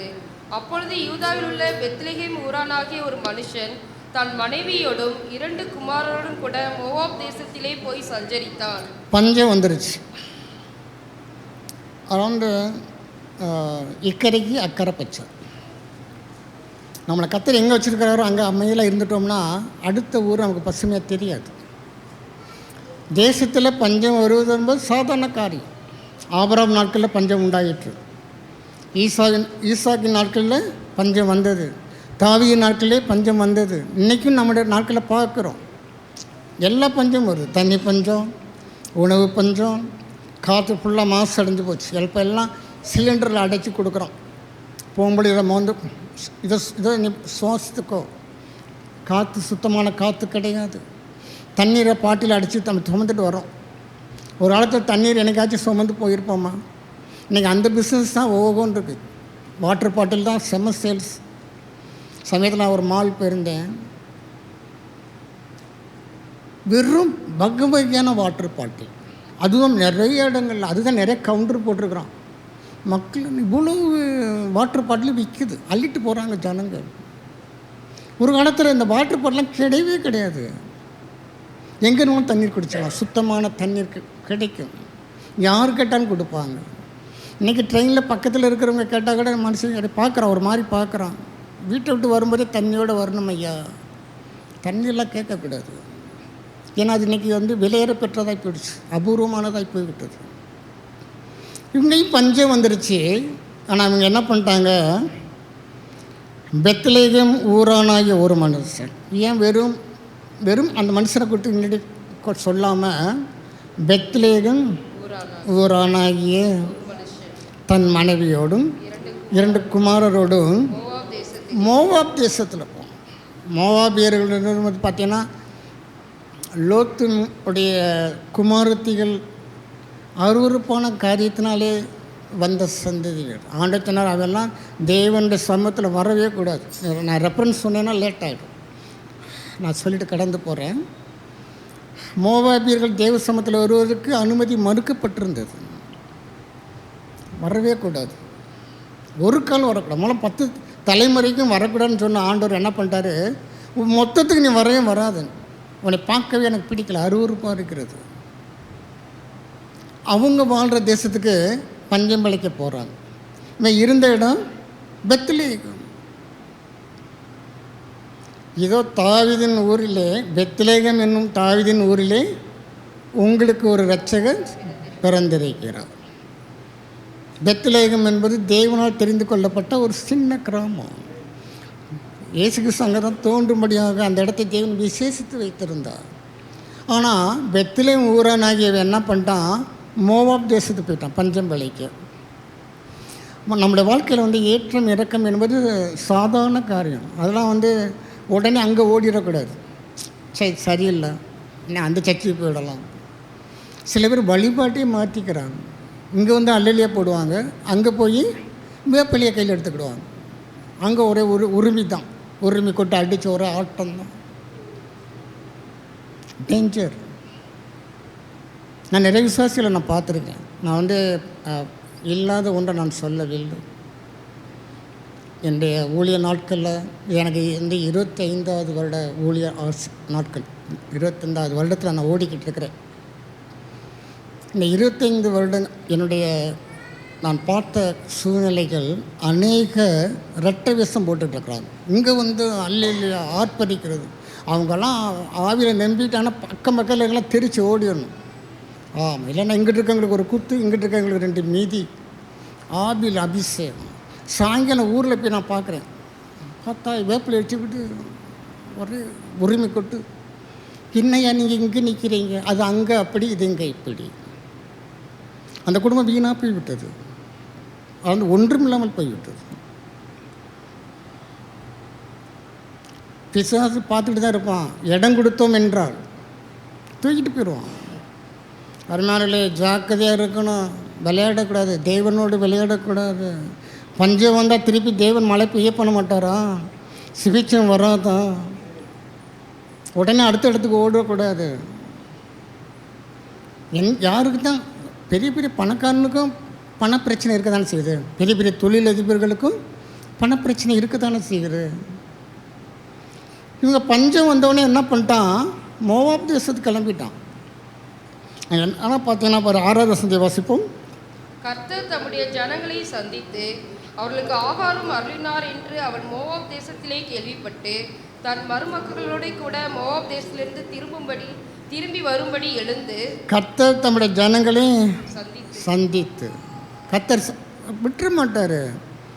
நம்ம வாழ்க்கையில் குறைகள் வரும் என்றால் கர்த்தர் கைவிடுகிற தேவன் கிடையாது. இரவும் பகலும் சேர்ந்து தானே ஒரு நாள் ஆகிறது. பகலில் நமக்கு உற்சாகமாக இருக்கிறோம், இருட்டில் தடுமாறுகிறோம் வெளிச்சம் இல்லை என்றால். ஆனால் இரவையும் பகலையும் அவர் தான் படைத்தார், தெரிஞ்சு தான் படைத்தார். பகல் வந்துருச்சு, பகல் வந்துட்டு இரவு வந்துருச்சு சொல்லி இன்னொரு தேசத்துக்கு ஓட முடியாது, ஓடக்கூடாது. நிற்கணும், அங்கேயும் நிற்கணும், தாக்கு பிடிக்கணும். என்ன பண்ண, கர்த்தர் தம்முடைய ஜனங்களை சந்தித்து அவர்களுக்கு ஆகாரம் கொடுக்கிறார். அருமையானவர்களே, நம்முடைய தேவன் போஷிக்கிற தேவன். பஞ்சம் தேசத்துக்கு பஞ்சம் வரலாம், ஆனால் தீர்க்கதரிசியை தேவன் கைவிடவில்லை. காகங்களை அனுப்பினார். ஒரு விதவி வீட்டை ஆயத்தம் பண்ணியிருந்தார். தீர்க்கதரிசியும் போஷிக்கப்பட்டார், அந்த குடும்பமும் போஷிக்கப்பட்டது. பஞ்சம் முடிகிற வரைக்கும் அவர்களுக்கு மாவும் எண்ணெயும் குறைபடவே இல்லை. நம்ம இருக்க வேண்டிய இடத்துல இருந்தோம் என்றால் நம்முடைய இருதயம் எங்கே இருக்கிறது? மோவாப் தேசத்தை நோக்கி நம்ம கண்கள் பார்க்குதா, எட்டி பார்க்குதா? இங்கே பஞ்சமாக இருக்குது, மோவாப் தேசத்துக்கு போயிடுவோமா? அல்லது எருசலேமிலிருந்து எரிகோ பட்டணத்தை நோக்கி போகும்படி இந்த இருதயம் சொல்லுதா? கடிவாளம் போடணும், பிரேக் போடணும். கர்த்தர் நம்மளை எங்கே வச்சிருக்கிறாரோ அங்கே இருக்கும் பொழுது தான். ஏசாக்கு அந்த தேசத்திலே விதை விதைத்தான், அவன் 100 மடங்கு அறுவடை பெற்றுக்கொண்டான். ஏன்னா கர்த்தர் எங்கே நம்மளை வச்சிருக்கிறாரோ அங்கே இருப்போம் என்றால் ஓடிடக்கூடாது. திருப்பி இங்கே தானே வந்தாகணும். இந்த ஸ்திரீ அங்கே திருப்பி இங்கே தான் வந்தாள். மோவாப் தேசத்தில் வாழ்க்கை இழந்து வந்தாள், அதான் பிரச்சனை. அவளுடைய கணவனை மரித்து போனான், அந்த 2 குமாரர்கள் மரித்து போனார்கள் வெறுமையாக. அவன் என்ன சொல்கிறா பாருங்களேன், 21வது வசனத்தை வாசிப்போம். நான் நிறைவுள்ளவளாய் போனேன், கர்த்தர் என்னை வெறுமையாய் திரும்பி வர பண்ணினார். கர்த்தர் என்னை சிறுமைப்படுத்தி சர்வ உள்ளவர் என்னை கிளேசப்படுத்தி இருக்கையில் நீங்கள் என்னை நகோமி என்பானேன் என்றாள். இவன் அநியாயமாக கர்த்தர் மேலே பழி சுமத்துறான். கர்த்தர் அவனே சொன்னார். நம்ம இப்படி தானே பண்ணிகிட்டு இருக்கிறோம். எல்லாம் ஆடி முடிஞ்ச பிறகு நம்ம என்ன பண்ணுவோம்? இருந்தாலும் கர்த்தர் என்னை இந்த அடி அடிக்கக்கூடாது, என்னை மட்டும்தான் போட முடிகிறாரு, சோதிக்கிறாரு. கர்த்தராயா அவனை எரிகோவுக்கு போக சொன்னார், கர்த்தரா அவனைய மோவாப் தேசத்துக்கு போக சொன்னார். இவன் என்ன சொல்கிறா, நான் நிறைவுள்ளவளாய் போனேன். அது ஒன்று தான் உண்மை. மற்றதெல்லாம் இவன் மாம்சத்தில் கர்த்தரை தூசிக்கிறான். நீ இங்கே எருசலேமில் இருக்கும் பொழுது நிறைவுள்ளவளாக தான் இருந்த. ஆனால் எரியோக்கு போகும்பொழுது தான் உன்னை என்ன பண்ணாங்க, வஸ்திரங்களை உரிந்து கொண்டார்கள். நீ பெத்லேமில் இருக்கும் பொழுது நிறைவுள்ளவளாக தான் கர்த்தவனை வைத்திருந்தார். மோவாபு தேசத்துக்கு போகும் பொழுது உன் கணவனும் மரித்து போனான், உன்னுடைய குமாரர்களும் மரித்து போனார். நிறைவுள்ளாய் போனேன். அது ஒன்று தான் உண்மை. மற்றதெல்லாம் பொய் சாட்சி சொல்கிறது. அதனால் இதிலே வந்து இன்னொரு நபரை கர்த்தர் வச்சிருக்கிறார். 15வது வசனத்தை வாசிப்போம். அப்பொழுது அவள், இதோ உன் சகோதரி தன் ஜனங்களிடத்திற்கும் தன் தேவர்களிடத்துக்கும் திரும்பி போய் விட்டாளே, நீ உன் சகோதரியின் பிறகு திரும்பி போ என்றாள். அவன் என்ன சொல்கிறா? தன் ஜனங்களிடத்துக்கும் தன் தேவர்களிடத்துக்கும். இவன் யெகோவா தேவனை வணங்குறத அந்த மருமக்கள் பார்த்துருக்குறாங்க. இவன் என்ன சொல்லி அனுப்புகிறா? உன் தேவன்கிட்ட போ, உன் கடவுள்கிட்ட போ, உன் தேசத்துக்கு போ. அதுக்கு ரூத் என்ன சொல்கிறான்னு பாருங்கள். அடுத்த வசனத்தை வாசிப்போம். அதற்கு ரூத், நான் உம்மை பின்பற்றாமல் உம்மை விட்டு திரும்பி போவதை குறித்து என்னோட பேச வேண்டாம். நீர் போகும் இடத்திற்கு நானும் வருவேன், நீர் தங்கும் இடத்திலே நானும் தங்குவேன். உம்முடைய ஜனம் என்னுடைய ஜனம், உம்முடைய தேவன் என்னுடைய தேவன். உம்முடைய தேவன் என்னுடைய தேவன். அருமையானவர்களே, நம்முடைய இருதயம் எங்கே இருக்கிறது? அவள் தான் போயிட்டல்லப்பா, நீயும் போ. தன் தேசத்துக்கும் தன் தேவர்களிடத்திற்கும் போயிட்டா. நீயும் போய் பழையபடி உன் பழைய வாழ்க்கையை ஆரம்பி. அதற்கு தேவன் நம்மை தெரிந்து கொள்ளவில்லை. தேவன் நம்மை தெரிந்து கொண்டதற்கு எல்லாம் ஒரு பர்பஸ் இருக்கிறது. நல்ல போராட்டத்தை போராட வேண்டும், ஓட்டத்தை முடிக்க வேண்டும், கடைசி வரைக்கும் ஓடணும், ஓடி முடிக்கணும். அருமையானவர்களே, இந்த ரூத் என்ன சொல்கிறா, நான் உம்மை பின்பற்றாமல் உம்மை விட்டு திரும்பி போவதை குறித்து என்னோட பேசாத, நான் உன்னை விட்டு திரும்பி போக மாட்டேன். நகோமி ஸ்தானத்தில் தெய்வத்தை நீங்கள் வச்சு பாருங்க, கர்த்தரை இயேசுக்கு முன்னாடி வச்சு பாருங்க. நம்ம சொல்லணும், உம்மை பின்பற்றாமல். இயேசுவை பார்த்து நம்ம சொல்லணும். நகோமியை பார்த்து ரூத்து சொல்கிறா பார்த்தீங்களா, நாம் இயேசுவை பார்த்து சொல்லணும், நான் உம்மை பின்பற்றாமல் உம்மை விட்டு திரும்பி போவதை குறித்து பேச வேண்டாம். சொல்லணும் கர்த்தர்ட்ட, ஆண்டவரே எனக்கு கஷ்டங்கள் இருக்குது, பாடுகள் இருக்கிறது, உபத்திரம் இருக்குது, கண்ணீர் இருக்கிறது, ஆனாலும் கூட உம்மை விட்டு பின்போவதை குறித்து நான் பேச மாட்டேன், நினைக்க கூட மாட்டேன். நீ போகும் இடத்திற்கு நானும் வருவேன், நீ தங்கும் இடத்துல நானும் தங்குவேன். அவர் தான் பிறப்பதற்கு மாட்டுத்தொழுவத்தை தெரிந்து கொண்டார். ஆனால் அவர் ஒன்றும் இல்லாதவர் கிடையாது. அவர் இந்த சர்வத்தையும் சிருஷ்டித்தவர். தனக்கு ஒரு பூமியவே அவரால் உருவாக்கியிருக்க முடியும். ஆனால் ஆண்டவர் சொன்னார், நான் போகிறேன், உங்களுக்கு ஒரு வாசஸ்தலத்தை நான் ஆயத்தம் பண்ண போகிறேன். அந்த வாசஸ்தலம் எப்படி இருக்குதான், உலகம் உண்டானது முதற்கொண்டு உங்களுக்காக ஆயத்தம் பண்ணப்பட்டிருக்கிறார். கர்த்தர் ஒரு மேசம் கட்டிக்கிட்டு இருக்கிறாரு. இந்த உலகத்தை ஒரு வாரத்தில் தேவன் சிருஷ்டித்தார். ஆனால் நமக்கு கட்டப்படுகிற அந்த மேசன் எப்படி இருக்குதான், உலகம் உண்டானது முதற்கொண்டு உங்களுக்காக கட்டப்படுகிற வாசஸ்தலம். நான் உங்களுக்கு வச்சுருக்கேன், உங்களுக்கு எல்லாமே இருக்குது, ஒன்றும் வருத்தப்படாதீங்க. இந்த கஷ்டங்கள் பாடுகளெல்லாம் பார்த்து சோர்ந்து போகாதீங்க, திடன் கொள்ளுங்கள். நான் உலகத்தை ஜெயித்து உம்மை விட்டு நான் போக மாட்டேன் ஆண்டவர். அப்போஸ்தலர் என்ன சொன்னாங்க, நாங்கள் எங்கே போவோம் ஆண்டவர், உம்மை விட்டு எங்கே போவோம் ஆண்டவர், எங்களுக்கு யார், உண்மை நீங்கள் தானே எல்லாமே. உங்களை விட்டு போய் இன்னொரு இடத்துல நாங்கள் வாழ்ந்துட முடியுமா? நாங்கள் உண்மை விட்டு போய் நாங்கள் என்ன செய்ய முடியும்? அந்த உணர்வு நமக்குலாம் இருக்கணும். நம்முடைய இருதயம் தேவனுக்கு முன்பதாக அவரோடு இசைந்திருக்கும்படியாக. ஆண்டு வருத்தப்படுறார், அவருடைய இருதயமோ என்னை விட்டு தூரமாக இருக்கிறது. தங்கள் வாயினாலையும் தன்னுடைய உதடுகளினால் தான் அவங்க எனக்கு ஆராதனை செய்கிறாங்க. அவங்களுடைய இருதயம் தூரமாக இருக்கிறது. நம்முடைய இருதயம் எங்கே இருக்கின்றதை நம்ம தான் கண்டுபிடிக்கணும். கர்த்தரோடு இசைந்திருக்கும்படியாக, வார்த்தையோடு இசைந்திருக்கும்படியாக. அவள் கடைசியாக சொன்னதை ரொம்ப கிளைமாக்ஸ். உம்முடைய ஜனம் என்னுடைய ஜனம், உம்முடைய தேவன் என்னுடைய தேவன். ஆண்டவர் பார்த்தாரு, வரலாற்றிலே அவள் பேரை எழுதி வச்சுட்டார். இயேசு கிறிஸ்துவின் வம்ச வரலாற்றில் அவள் பேரே வந்துருச்சு பாருங்களேன். எப்பொழுது உம்முடைய தேவன் என்னுடைய தேவன் அவர் சொன்னாலோ பரலோகராஜ்யம் உடனே அதை நோட் பண்ணிடுச்சு. நம்ம பேசுகிற வார்த்தைகள், நம்ம சிந்தனைகள்லாம் பரலோகம் கவனிச்சுக்கிட்டு தான் இருக்குது. ஒரு நம்ம கேர்லெஸ்ஸாக இருக்கலாம், அதை கவனிக்காமல் இருக்கலாம். பரலோகம் கவனித்து கொண்டு தான் இருக்கிறது. ஒருத்தர் என்ன பண்ணால், ராஜவஸ்திரம் தரித்து கொண்டு சிம்மாசனத்தில் உட்கார்ந்து கொண்டு பிரசங்கம் பண்ணணும். உடனே ஜனங்கள் எல்லாம் இது மனிதர் சத்தம் அல்ல, தேவனுடைய சத்தம், தேவனுடைய சத்தம்னு கூப்பாடு போட்டாங்க. அப்போ இவன் மகிமையை கர்த்தருக்கு கொடுக்காததுனால ஒரு தூதன் அவனை அடித்தான்னு போட்டிருக்குது. அதை நான் படிக்கும்பொழுது அப்போ அந்த தேவதூதன் அங்கேருந்து கவனிச்சுக்கிட்டு தான் இருந்திருக்கான். ஏன்னா அந்த பிரசங்கம் முடிஞ்சோடனே அடி வாங்கிட்டான். அப்போ தேவன் அதை கவனித்து கொண்டே இருக்கிறாரு. மகிமை கர்த்தருக்கு செலுத்தும் பட்சத்தில் ஓகே, இல்லை என்றால் புழுத்து இறந்தான்.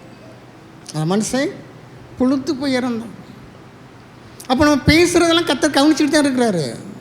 பரலோக ராஜ்யம் கவனித்து கொண்டு தான் இருக்கிறது.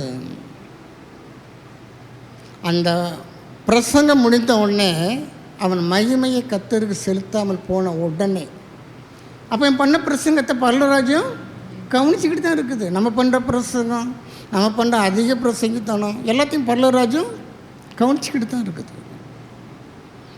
இதையும் தேவன் கவனிக்கிறார். உன்னுடைய ஜனம் என்னுடைய ஜனம், உன்னுடைய தேவன் என்னுடைய தேவன். கர்த்தர் பார்த்தாரு, போடு இயேசு கிறிஸ்துவ வம்ச வரலாறுல அவன் யூத குலத்தை சேர்ந்தவள் கிடையாது. தேவன் அருவருத்த நுழையக்கூடாதுன்னு சொன்ன மோவாபியர் வம்சம். ஆனால் அவள் இருதயம் தேவனோடு இருந்தது, தேவன் ஏற்றுக்கொள்ளும் விதமாக இருந்தது. அருமையானவர்களே, நம்முடைய இருதயம் எங்கே இருக்கிறது? நம்ம வாயினால் ஆராதனை பண்ணுறோம், உதடுகளினால எல்லாம் செய்கிறோம்.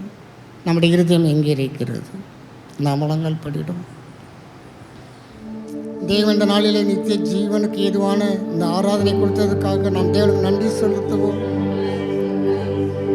ஹல்லேலூயா, ஹல்லேலூயா, ஹல்லேலூயா, ஹல்லேலூயா, ஹல்லேலூயா. நன்றி நன்றி நன்றி ராஜா, நன்றி ராஜா, நன்றி ராஜா, நன்றி நன்றி நன்றி ராஜா. சோத்ரம் சோத்ரம் சோத்ரம் சோத்ரம் ஆண்டவரே. ஹல்லேலூயா, ஹல்லேலூயா. எங்களை நேசிக்கிற நல்ல பிதாவே, இந்த பரிசுத்த ஓய்வு நாளுக்காக ஸ்தோத்திரம். எங்களுக்கு கொடுத்த ஆண்டவரே இந்த திருவண்ட ஆராதனைக்காக ஸ்தோத்திரம். உடைய ரத்தத்தால் எங்களை கழுவி இருக்கிறபடியால் ஸ்தோத்திரம். பழையவைகள் ஒளிந்து போனதுக்காக ஸ்தோத்திரம். எல்லாம் புதிதாய் நீ மாற்றினதுக்காக ஸ்தோத்திரம். நாங்கள் மீண்டும் பழைய வாழ்க்கைக்கு திரும்பி விடாதபடிக்கு எங்கள் சிலுவை எடுத்துக்கொண்டு உம்மை பின்பற்றும்படியாக எங்களுக்கு உதவி செய்யும். உடைய வார்த்தைக்காக ஸ்தோத்திரம். எங்களுடைய இருதயம்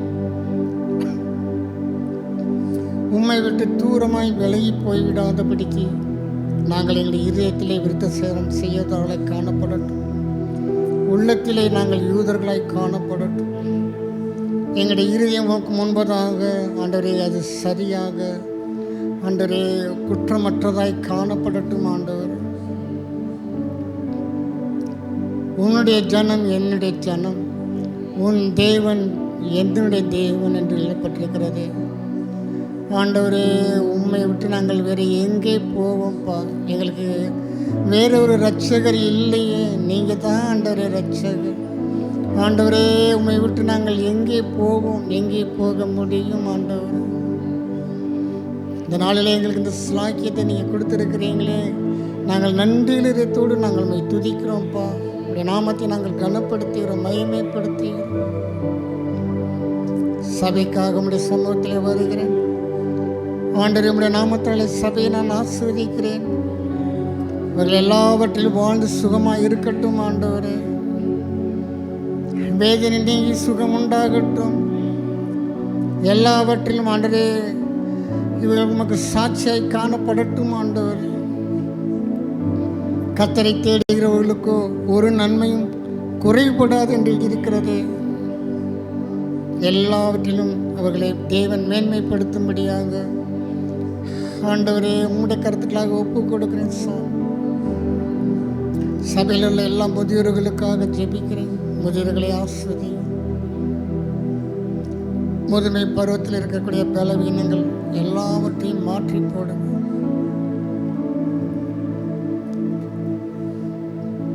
முதிர் வயதிலும் நான் உன்னை ஏந்துவேன், சுமப்பேன், தப்பு வைப்பேன் சொல்லியிருக்கிறீங்களே.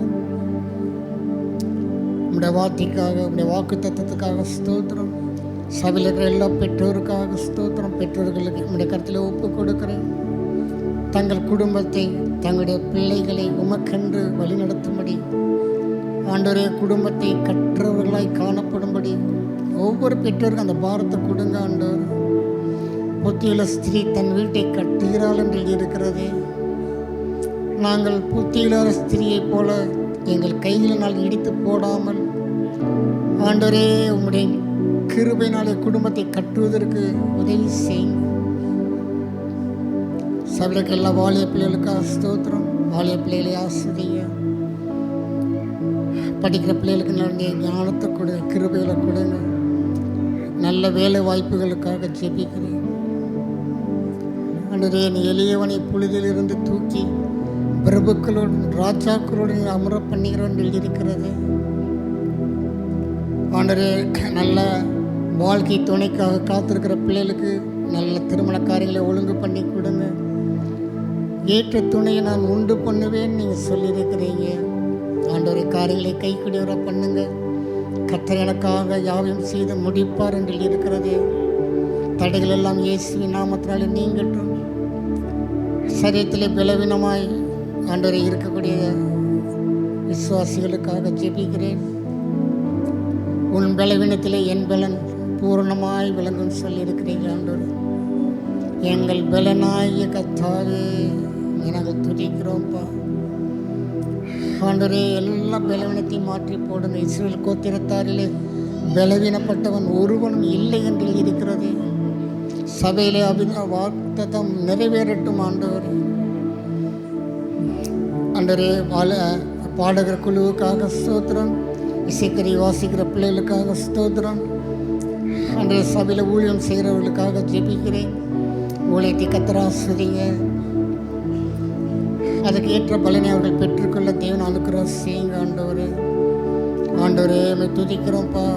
சிறு பிள்ளைகளுக்காக விசேஷமாக உடைய சமூகத்தில் வருகிறேன். சிறு பிள்ளைகளின் இடத்தில் வருவதற்கு இடம் கொடுங்கள், அவர்களை தடை பண்ணாதிருங்கன்னு சொல்லியிருக்கிறீங்க. ஆண்டவரே, இந்த சிறு பிள்ளை போல மாற வேண்டும் என்று சொல்லியிருக்கிறீங்களே. பிள்ளைகளை உடைய கருத்தில் வைக்கிறேன். நீ அரவணைத்து ஆசீர்வதித்தார் என்று இருக்கிறதே. இந்த நாளிலும் கூட எங்கள் சபையில் இருக்கிற அருமையான குழந்தைகளை தேவ கருத்தில் நாங்கள் வைக்கிறோம். பொல்லாங்கன் தொடாதபடிக்கு அவர்களை சுற்றிலும் ஆண்டவரே அக்கினிமயமான பாதுகாவலுக்காக நாங்கள் ஜெபிக்கிறோம். ஆண்டவரே, நல்ல சுகம் கொடுங்க, பலன் கொடுங்க. பிள்ளைகள் ஆண்டவரே ஞானத்திலும் வளத்திலும் மனுஷ தயவிலும் தேவ கிருபையிலும் வளரட்டும், விருத்தி அடையட்டும். ஆண்டவரே, நல்ல பிதாவே, நாங்கள் உண்மை துதிக்கிறோம்ப்பா, உண்மை ஸ்தோத்திரிக்கிறோம்ப்பா. மீந்திருக்கிற அப்பத்துக்கும் திராட்சரசத்துக்கும் நாங்கள் ஜனங்களுக்காக ஒருமனப்படுகிறோம். ரட்சிக்கப்படுகிறவர்களை கர்த்தர் அனுதினமும் சபையில் சேர்த்தார் என்று இருக்கிறது. ஆண்டவரே, இந்த வெற்றிடங்களெல்லாம் ஆத்துமக்களாலே நிரப்புங்க. ஆண்டவரே, தடைகள் எல்லாம் இயேசுவின் நாமத்தினாலே நீங்கி போகட்டும்.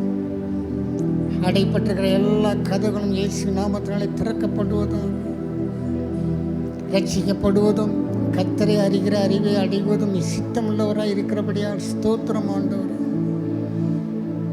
ஆண்டவரே, எங்களுக்கு அல்ல கர்த்தாவே, எங்களுக்கு அல்ல, உம்முடைய நாமத்துக்கே மகிமை வர பண்ணும்படியாக நாங்கள் ஜெபிக்கிறோம். இப்போ சபையார் இந்த இடத்தை விட்டு கடந்து சொல்கிறாங்க. உம்முடைய சமூகம் அவளோடு இருக்கட்டும். மீண்டும் சபையிலே வந்து கூடும் நாள் வரைக்கும் உம்முடைய பிரசன்னத்துக்கு அவளை ஒப்பு கொடுக்குறேன். உம்முடைய கிருபை, உம்முடைய தயவு, உம்முடைய இறக்கங்களுக்கு ஒப்பு கொடுக்குறேன். ஆண்டவரே, நீங்கள் அவங்களோடு இருந்து அவங்களை வழிநடத்துங்கப்பா. மேகஸ்தமே அவங்களோடு இருங்க. வருகிற எலெக்ஷனுக்காக நாங்கள் ஜெபிக்கிறோம். கர்த்தர் கருத்தில் ஒப்பு கொடுக்குறோம். ஆண்டவரே, நீங்கள் தான் ராஜாதி ராஜா, சர்வத்தையும் நீங்கள் தான் ஆளுகை செய்கிறீங்க. ஆண்டவரே, நம்முடைய சித்தம் இல்லாமல் எதுவும் நடக்காது. கர்த்தரை கருத்துக்களாக நாங்கள் வைக்கிறோம். கர்த்தர் பொறுப்படுத்திருக்கிறபடியால் ஸ்தோத்திரம். இந்த வெயில் நாட்களுக்காக ஜெபிக்கிறோம். பகலிலே வெயிலாகிலும் இரவிலே நிலவாகிலும் உன்னை சேதப்படுத்துவது இல்லை என்று இருக்கிறது. இந்த உஷ்ண காலத்தை கர்த்தர் ஆண்டவரே பிள்ளைகளுக்கு பாதுகாப்பு கொடுங்க. எந்த தீங்கும் அணுகாதபடி ஆண்டவரே உம்முடைய கருத்துக்களாக நாங்கள் வைக்கிறோம். ஆண்டவர், எங்களை மட்டிலும் மகள் தாழ்த்துகிறோம். எங்கள் தெய்வத்தோட நாமம் ஒன்றே மகிமைப்படுவதாக. எல்லா துதிக்கான மகிமை நாங்கள் உங்களுக்கு மாத்திரம் நாங்கள் செலுத்துகிறோம். இயேசுவின் நாமத்தில் ஜெபிக்கிறோம் பிதாவே. என் ஆத்துமாவே கர்த்தரை ஸ்தோத்திரி, என் ஆத்துமாவே கர்த்தரை ஸ்தோத்திரி, அவர் செய்த சகல உபகாரங்களை மறவாது. ஆமென். கர்த்தர் உன்னை ஆசீர்வதித்து உன்னை காக்க கடவர். கர்த்தர் தம்முடைய முகத்தை உன்மேல் பிரகாசிக்க பண்ணி உன்மேல் கிருபையாய் இருக்க கடவர். கர்த்தர் தம்முடைய முகத்தை உன்மேல் பிரசன்னமாக்கி உனக்கு சமாதானம் கட்டளையிட கடவர். Praise the Lord, praise the Lord, praise the Lord. கர்த்தர் உங்களை ஆசீர்வதிப்பாராக. சமாதானத்தோடு கலைந்து செல்லுங்கள். கர்த்தருடைய கிருபை உங்கள் ஒவ்வொருவரோடும் கூட இருப்பதாக.